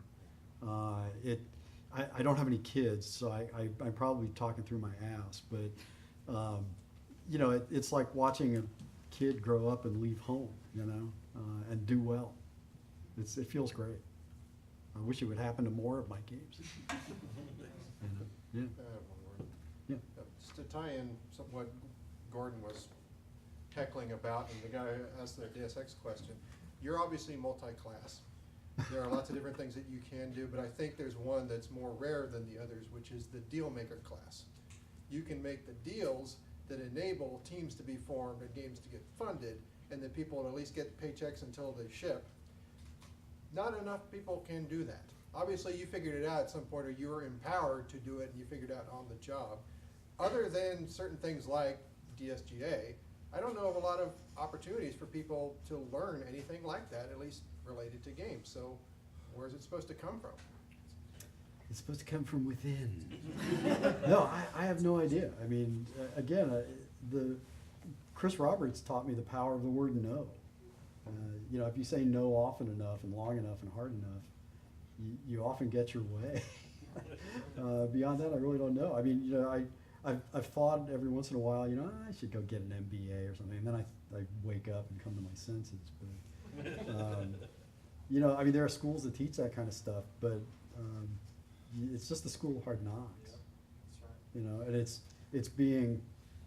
This is so weird, but I'm genuinely interested in contracts. Contracts are like a game. You know, they're these total logic puzzles, and I love reading contracts and not getting screwed by them.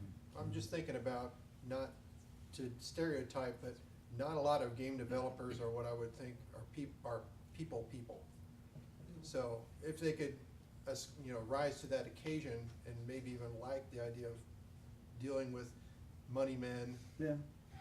Well, it's, I will leave myself out of this for the moment, but I call Richard Charisma Boy, and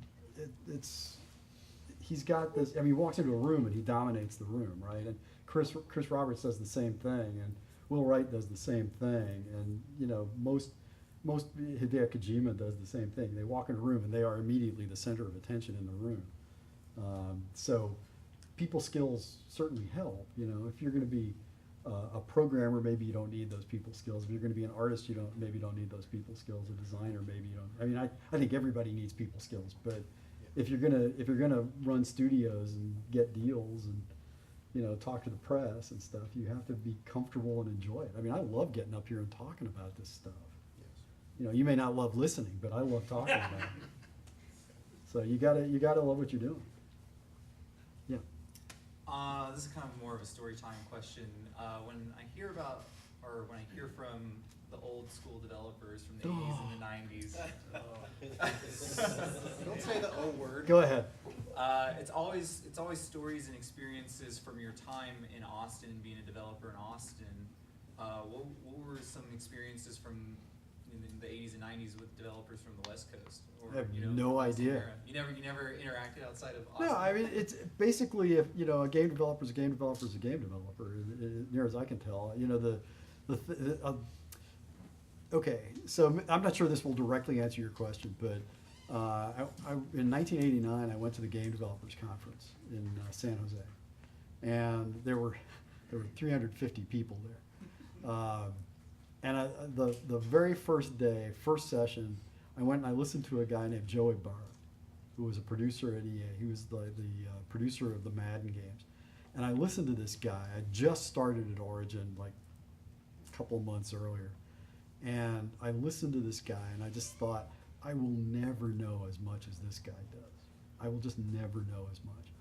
And a few years later, we were just buddies, And his experience was exactly like mine, And everybody I've run into, I've got great friends in this business. You'll develop great friends. Network. Do it genuinely. Now, I'm not saying go out and glad hand people, but I've made some amazing friends that I see at shows. I see them once a year, and we get along great and everything. And their experience is exactly like mine. Well, not exactly. You should get them out here to talk, but I don't think where you work makes much of a difference. You're a game developer. You're a game developer. It's the best answer I can give you. Yes, all the way in the back. I'm a cyberpunk fanatic, and Deus Ex was a really great example of the genre. I'd like to hear any thoughts you have on, especially since now you're working on System Shock 3, on cyberpunk, whether it's recommendations within the genre or just thoughts you have about where it's going or anything, or just anything you have associated with that, if you have anything. Ask your old DM, Bruce Sterling. Yeah. Bruce isn't responding to my emails anymore, that bastard. Anyway. I don't really have much to say, I'm afraid, I don't know. It seems like as a science fiction genre, in terms of literature, there isn't all that much going on anymore. It's all, doorstop fantasy these days. Yeah, it kind of feels that way. It feels like the genre is kind of tapering off, but then there's a resurgence of interest, but I don't know if there's anything new being done. Yeah. I'm not the guy to ask. I'm sorry. If you'd asked me that 10 years ago, 15 years ago, I might have had a better answer. Yeah.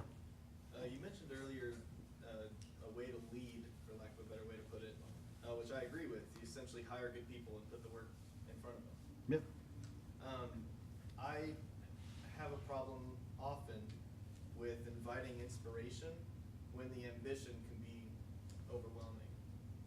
So do you have any tips on how to maybe shelve some of the ambition behind your project in regards to inviting inspiration?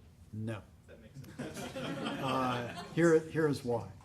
I have told my wife, this is the truth, I have told my wife that on my tombstone, I want the words, fail gloriously, okay?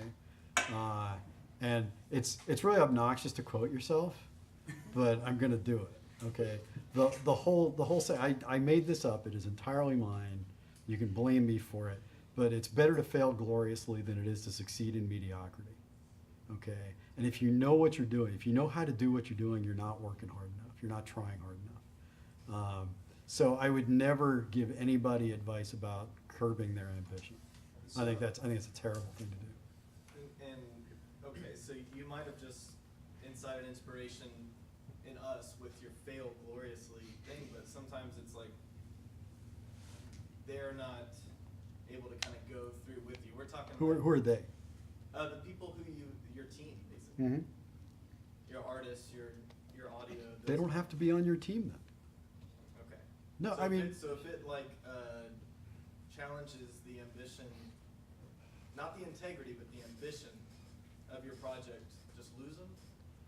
well, you don't want to be unkind or cruel, but if you have to establish the goal, say here are the goalposts, or take that hill, right? You're the one who determines what hill you're taking, and then you stand back and watch them all die as they go up and take it. I shouldn't have said that. No, I mean everybody has choices. It's like at the DSGA, one of the staffers, Joshua Howard, he always said, vote with your feet. Vote with your feet. If you don't want to be doing what you're doing, if you don't like the way somebody's going,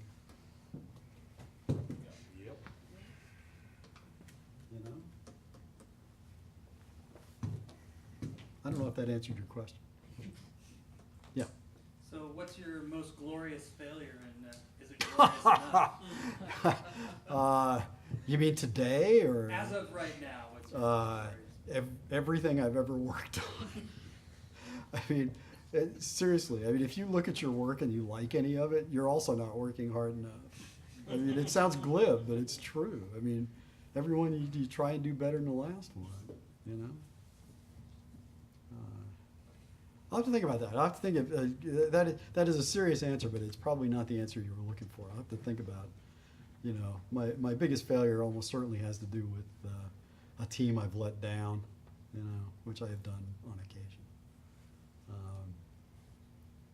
Yeah, I could tell you what it was, but I actually would rather not. But it was about a team I let down. Do you have a question? Yeah. One of Richard's real things was making simulations. Like he wanted to simulate a whole world. Mm-hmm. Do you still think that's a virtue to chase, even though it might impact the fun of a game? God bless America. I kind of hate the word fun. It doesn't really mean anything, and everybody in this room is going to define it differently. So as a guidepost for development, I'm not sure how good it is. I think you have to kind of stick with what you think is compelling or interesting or important or fun, and hope there are enough people out there who agree with you. Well, do you still think simulating a real world? Oh, I think deep simulation is cool. One of the things I'm hoping we can do with System Shock 3. We'll see, but I'm hoping we can build a deeper simulation than I've ever had in a game. We'll see. Don't hold me to that, because we're not even quite in pre-production yet, so it's unclear we'll actually do that. But simulation is a wonderful thing. It's more interesting than a bunch of scripted stuff. Yeah. Sorry to ask a second person. I don't know if there's any sort of quota that I should be working on. But it is kind of neat that we're talking about ambition and some of the previous games' attempts at creating this large. You can say old games. It's all right. But I know this is I'm quoting an internet reviewer on this one, but he had made the comparison that like Deus Ex 3 was an action game with RPG elements versus the first game, which was an action RPG, and had said more or less the reason was there's just kind of not enough time in the day to put in the kind of graphics and pretty polygons and everything, and still have a system quite like the original, as in depth as the original game. But since that time, Prey's come out, and I think it came pretty close. And do you think that there's still hold on, I lost my train of thought. Yeah. All right. So I'm doing something right.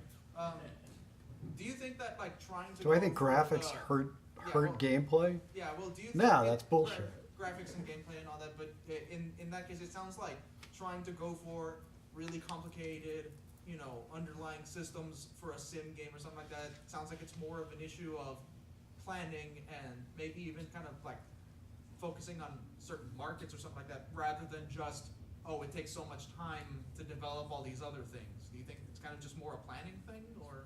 I think it's a desire thing. If you want to do it, you'll do it, you know? I mean, it definitely requires planning, but you just have to commit. I mean, if you're not committed to something, it's not going to happen, right?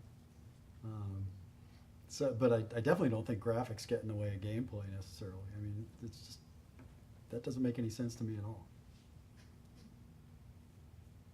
Any other questions for Warren? Sure. Sure. Okay. We'll get you there. This is a very, so you've been in 9 companies? 10 now. 10? Yeah. In roughly 34 years, right? Yeah. So that's about 3 and some months per year, per company, right? Yeah. When would you say is a good time to leave, you know, to change? Is that roughly every 3 and so years? No, it's the time to leave is when you, well, okay, for me, it's a couple of things. Something gets too big. Like, when you don't know the name of everybody who works for you, that's a real problem for me. And that starts to happen around 100 people. You know, that's all the names you can hold in your head. When you can't interview everybody who comes through the door, that's a problem. Those are some of the things that drive me out. When I look around and I have to play the one of these things is not like the others game. I mean, I remember there was one year I was showing at E3, I was showing Thief Deadly Shadows and Deus Ex Invisible War. And I was in the Eidos booth. And I loved Eidos, so I'm not knocking them at all. But I remember looking around and seeing a game where it was a sequel to another game. Like, this time you get to kill with a meat hook. And there's another game being shown there that was a rap karaoke game where nothing you did into the microphone made any difference at all. It was all faked. And there was another game about kids killing cops in the inner city. And on and on like that. I looked around and I just said, one of these things is not like the others. And I had to leave. I mean, when you don't fit in anymore, or when something gets too big, or someone says, no, we need more blood, you know, or something stupid like that. When you don't get to do what you need to do. I mean, I really am the luckiest guy in the world. I have never been assigned a project in my entire life. I have done only the things I want to do. And, you know, if I ever got to the point where I couldn't do what I wanted to do, that's when you leave. You vote with your feet, you know, and you hope for the best. And I've been lucky. You know, I've gotten to make another game, and then I've gotten to make another game, and I've gotten to make another game.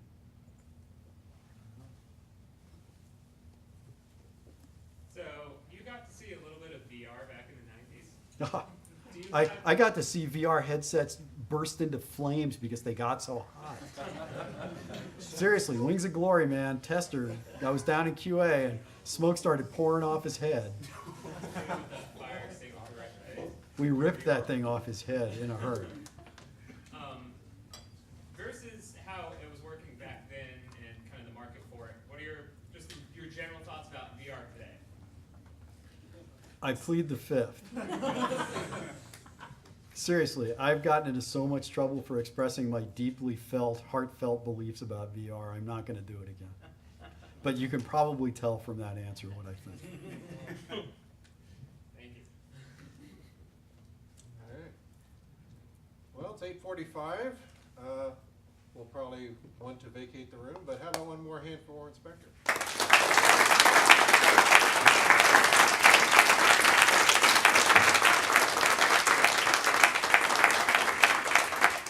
And if Warren or anyone else would like to come back, we're continuing this series second Thursday of every month, and we'll be announcing the next one very soon. So everyone, before you leave, if you park in the garage, make sure that you collect your validation, because you want to pay $5 as opposed to 20. From the little guy up front. And everyone else, drive safe. So,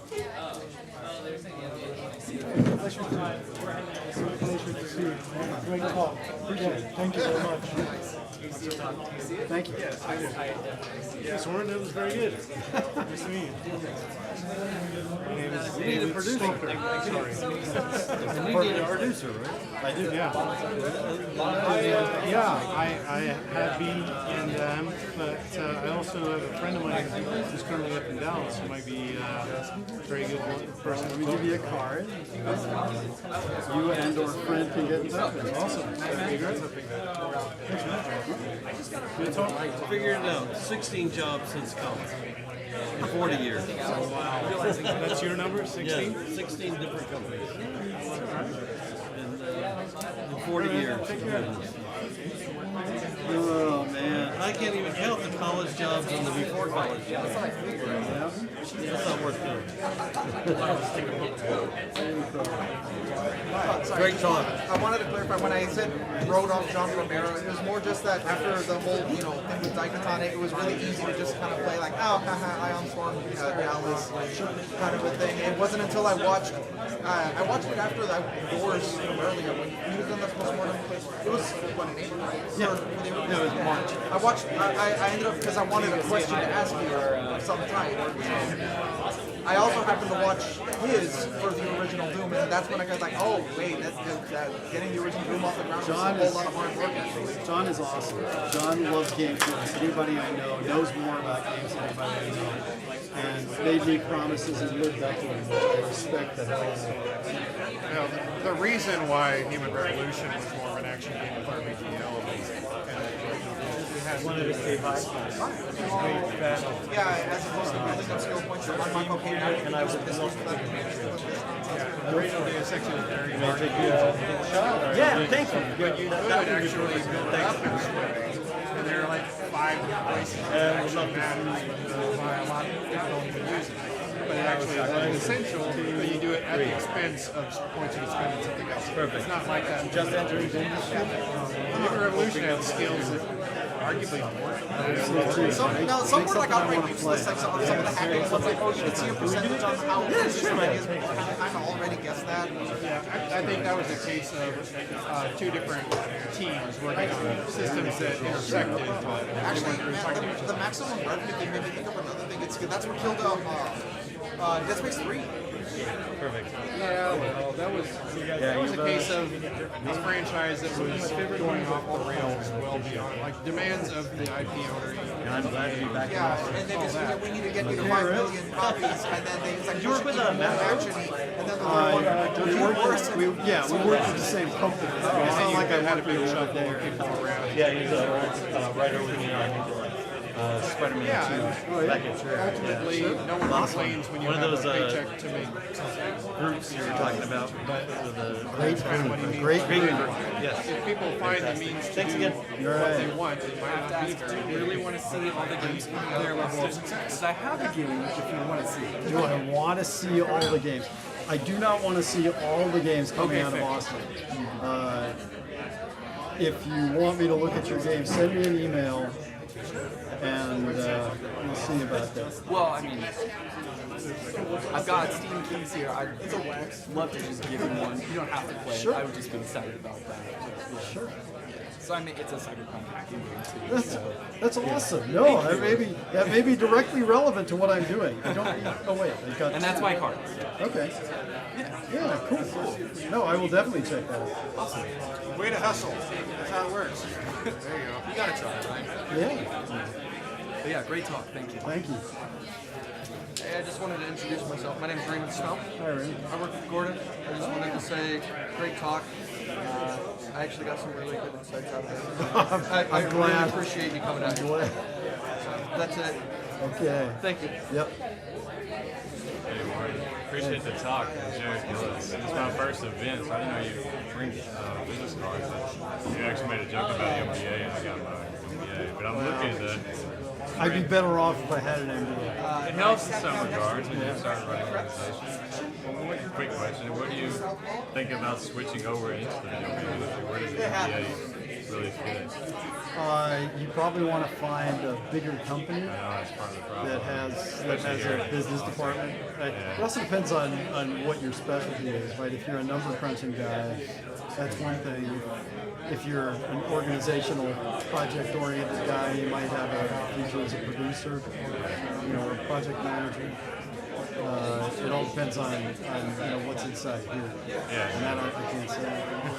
Okay, well, thank you. Sure. Howdy, Warren. Hey. My name's Max. This is my friend Akshay. I speak with Hey, Thank you for the talk. That was awesome. Oh, cool. We're Gordon's minions at our craft. I got that impression. I'm his yeah. production minion. I'm his little associate producer. I just want to say, awesome talk. Super cool. Super cool seeing this. My dad wanted me to thank you for Bioforge and Deus Ex and System Shock. I'm excited about System Shock 3. When I was listening to your talk, you were describing Richard Gere getting out of the car. You're like, this guy's got his black skinny jeans, like looking down. He's like black t-shirt, like blonde hair. I was like, oh great. Well, you don't have the rat tail. You don't have That's the, the first you don't one. have the 10 pounds of jewelry. I told Greg, I can change that. I can change that. It'll get me where it got Richard. Hey, Might be Halloween worth it. costume coming up, I can see it this year. That's actually not a bad idea. In fact, the office would find that hilarious. You know Mike McShaffley? I gave Mike his first job. That's awesome. Mike would love if I went as Richard Gere for Halloween in the office. He'd eat that up. Richard Garriott. Gary Yes, Gary Ott. As the news anchor. And he's there playing Ultima 7 Part 2 Serpentile. He had nothing to do with that game. Literally, he did nothing on that game. But he owned the franchise, I thought. Yes, he did. Yes, he did. But he did not 1 second of work on Serpentine. Yeah, I didn't think it was so awesome back when that was on the Today Show. Yeah. No, I did. It was wonderful. Did you teach Jason? And Lawrence. They were in my class. Whether or not we That's as far as I'll answered the go. question. That's as far as I'll go. I was half expecting you to end this saying "do as I say," not as I do. Did you forget that? I should have. No, I don't think I said anything that I would not want people to do. Yeah. Not this time. Yeah, awesome talk. Godspeed on System Shock. You got a chance to play Prey yet? I am about 8 hours into it, and I've reached a point where it's so hard I will never finish it. I am out of ammunition for everything I've got. I have 15 shots from my gun. What's that? What difficulty are you playing? I'm playing on easy, dude. I'm out of ammunition. I forgot who I was talking to for a I've moment. got there's some flying thing that is following me all over the damn level. I have no way to kill it. It doesn't seem to have any timeout or range that it won't go beyond. What level are you in? What the hell? Where am I? Are you locked in the level? I am not able to run fast enough to get out of it. I haven't repaired the elevator, which is annoying. I should have done that. I haven't done any of the optional missions. I've been trying to just get through the main quest line, and those optional missions are not optional. I've never had enough neuromods to increase anything high. What I did, I know I suck. So I increased my hit points to 300. I maxed out my hit points. Okay, that's smart. Yeah. But like I can't upgrade any of my weapons because I don't have repair 2, and you can't do anything with repair 1. And Prepare for your weapon. yes, you do. You cannot upgrade a weapon. I was like, what's going on? Yeah, wait a minute. I saw people look it up there. I was like, no, I'm very frustrated because I was having a great time, and now I'm at a point where I just don't think I'm going to be able to finish. It's like I'm really unclear because there's this flying guy who's killing me. He's kicking my ass. But I think there's an invisible thing too. Is there an invisible monster that throws stuff at I know. me? Wait. like physically throws props at you? Yeah. Yes, yes there is. Yeah, okay. So I'm in the same place. There's one of those flying dudes and one of the invisible dudes. Wait, are you in crew quarters? Is that what I'm you're in. There's a swimming pool. Yeah, you're in crew quarters. Yeah. That should be the best level in terms of. I'm sorry if it's one you worked on. I didn't work It on- is I didn't work on kicking that my- one. Tell me Steve Powers didn't work on that. Steve did not work on Steve that worked one. on narrative for that one. Okay. He didn't do any of the balance stuff. Good. No, I'm frustrated as hell because I was having a great time, and then I got to this. And like the thing is, I haven't even seen a recycler in so long. I can't make myself ammunition. I'm carrying around all this junk, and I can't find a recycler. There is one in there. It's not. There is one in crew quarters. There's All I see are locked doors for which I do not have the key code. Wait, do you want to make things or do you want to recycle your crap? I want to make things. Oh, Hey, thanks. you need to get in with the cook.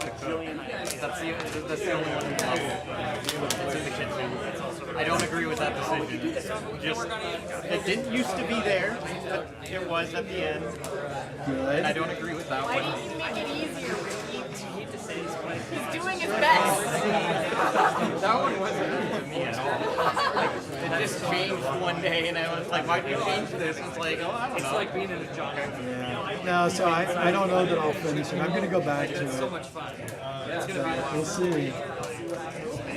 Balance, balance, balance. I didn't get to touch the combat balance, and I'm sad that you haven't gone to any of the levels that I just worked on. Well, you know, maybe I'll bring my laptop into the office. You can swing on by. You can get me past this. I would be spot. happy to help you. Is there a cheat? Is there like an all ammo cheat? No, you know, like we had this amazing like debug menu where you could like give yourself all sorts of crap, and I like keep it somehow, like have some secret access. I love having cheats like that for games. It's so much fun. But yeah, I mean it was like dev only stuff, and so we removed it in the end, of course. But it's so much fun to have that. Yeah. Oh well. There's so many games to play, right? At this point, I'm in the middle of Horizon. No, not. I'm early in Horizon Zero Dawn. I just got a Switch, so now I'm playing a new Zelda game. I just got it yesterday. So I've played like an hour. But it's Zelda, right? I mean, what's not to like? And the Switch is an amazing little device. I like it a lot. That's like the first game that I really got into in a long time. Oh yeah? 103 hours. I never played games like that. Wow, no kidding. That's impressive. I put in a lot of time into that game too. Well, First thing I did was go and beat Ganon, and then I played the rest of the game. I'm gonna follow the main quest line. That's probably recommended. And then I'll go off exploring. I'm gonna have to watch it on the replay. I got here late. On 1 foot. What? Tell me what you said.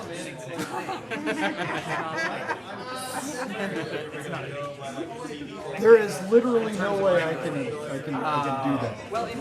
I'm a wordy bastard. On 2 feet? What's that? Oh, yeah. Not even on 2 feet. Parking's about to run out. I'll see you later. Is it really? Well, mine is. Oh, I parked okay. out on the street. I didn't know you could validate your parking. Oh no. There are some games that have Sorry. All right. I've been working in games a long time. That's the Yeah. Yeah. Well, don't tell anybody, but I'm over 21 now too. That's where we like to get. You too, huh? Yeah, a little bit over 21. I promised Looking Glass Studios story. I'm gonna get the Which story. one was it? I don't know. Peak is my favorite game ever, so. Well, you know about 451. So, okay, one thing, I'm gonna watch the replay. We're still being broadcast. Are we? Yeah, it usually runs for a while after the event. I don't know how much time we're on. So we're kind of not doing the level. So the number 451 appears in System Shock, Thief, KSX, Dishonored, Prey, every Bioshock, and everybody thinks it's reference to Fahrenheit 451, you know, the Ray Bradbury book. It's actually just it was the key code that Looking Glass did into the offer. So There's a spell. Well, that's because our logos get this. No, I can't remember what I was gonna say. Sorry. Oh, well. How far back do you go with Steve Jackson? As a player, No, I'm going to ask the very 77, way bigger. Yeah, something like that.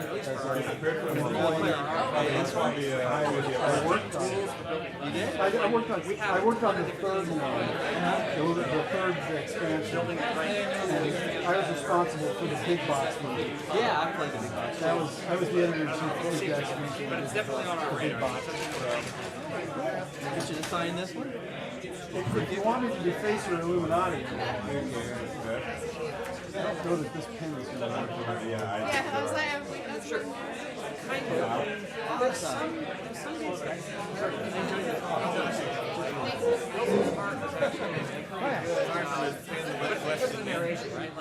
It's okay. I tell people that all the time. Alright, so I got hear his inner thought or whatever. What's your favorite and sometimes you might think that and who's your favorite? Well, I'm also local. And it's musician. You know, it's funny because I'm a guitar player, and yet I don't go out to live music. I don't really have an answer for it. I played at Paris and Charlie, so I kind of like that. Just because I played on stage. More cinematic parts. Did you ever get a chance to go to Studio One and see Super 8 or any of those guys? One thing that I really liked was that their parts were really interactive. He died when I was in Wisconsin. Yeah, he died. I lived, no, before that. Maybe it was 89. It was 89. Yeah, I either just left or Part was the guy wants your and what was it, Alpine Valley? Anyway, the place where he died was like 5 miles from me. I thought he died there in like a helicopter. Yeah, he did. There was a lot of music. That's a neat idea. I'm glad you still hear it. I've heard your name, but I where you have dialogue, you pick the different dialogue, and they do different things. So instead of it being dialogue, it's like more music. It's cool to know you're, going through, man. For sure. Never leave it. Right.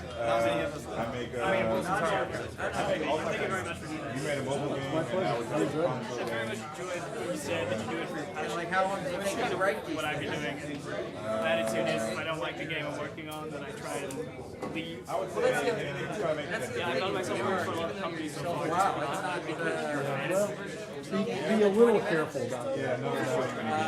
Yeah, find places that have games.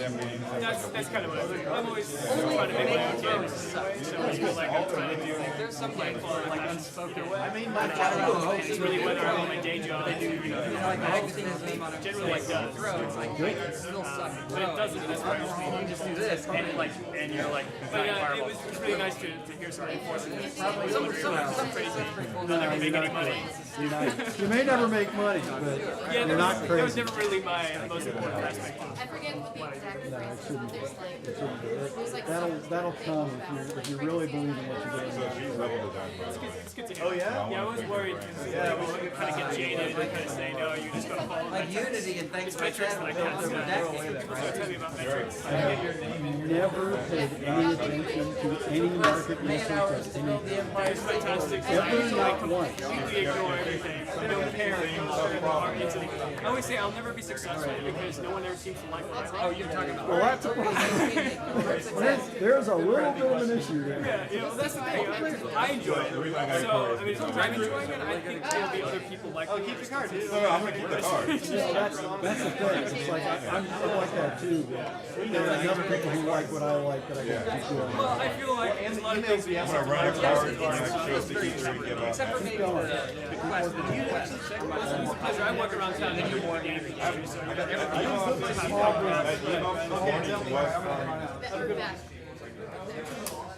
But yeah, like, Yeah. But it's just a long game. I don't think that there's anything fundamentally different between The email from this morning was, a lot of people. the email from this morning that I sent you guys was my moon list. But really mechanically, I guess moon list emails. well, I'm sure I did too. All of my correspondence with you all is through my email list. I got my feedback on the game. people are like, I don't like this game because it's not immersive. I don't feel immersed. Music. I don't like booking it and having cartoon music. People say the same thing because in the opposite way. They're like, I really like this game. You want my sister to reboot my sister, right? So I tries to part Well, of we have a I have so many people asking for like their gaming. All my hands are launching out really far. Like, so I'm just like that. Like, I just didn't even read them. It's 10 feet. People kind of pick it up. I don't really.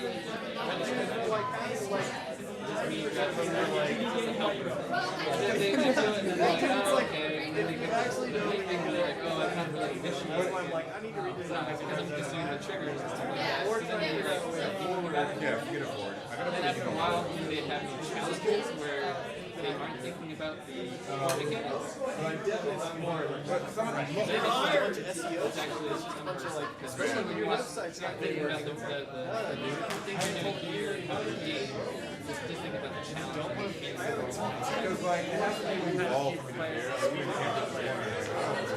Like, even if It's insane how into it When I gotta close up the space, I usually figure out I have to go home. because players. Yeah, see, you can actually time it out for this. 20, 30 minutes.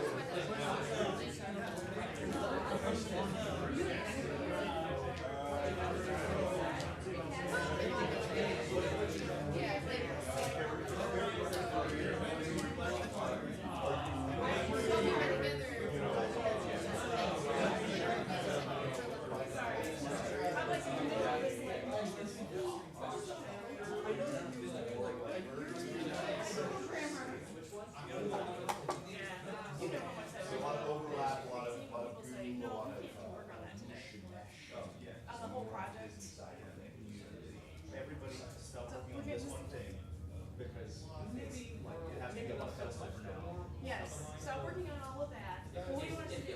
Oh, no. No, we're gonna continue working on this law firm. Good luck with that. Even if that is happening as like something really perhaps many creative like Yes, to be done. It'll take time, but yeah, no. Or channels. Something. Act like professionals for a while. Say that you can do something. What does that say?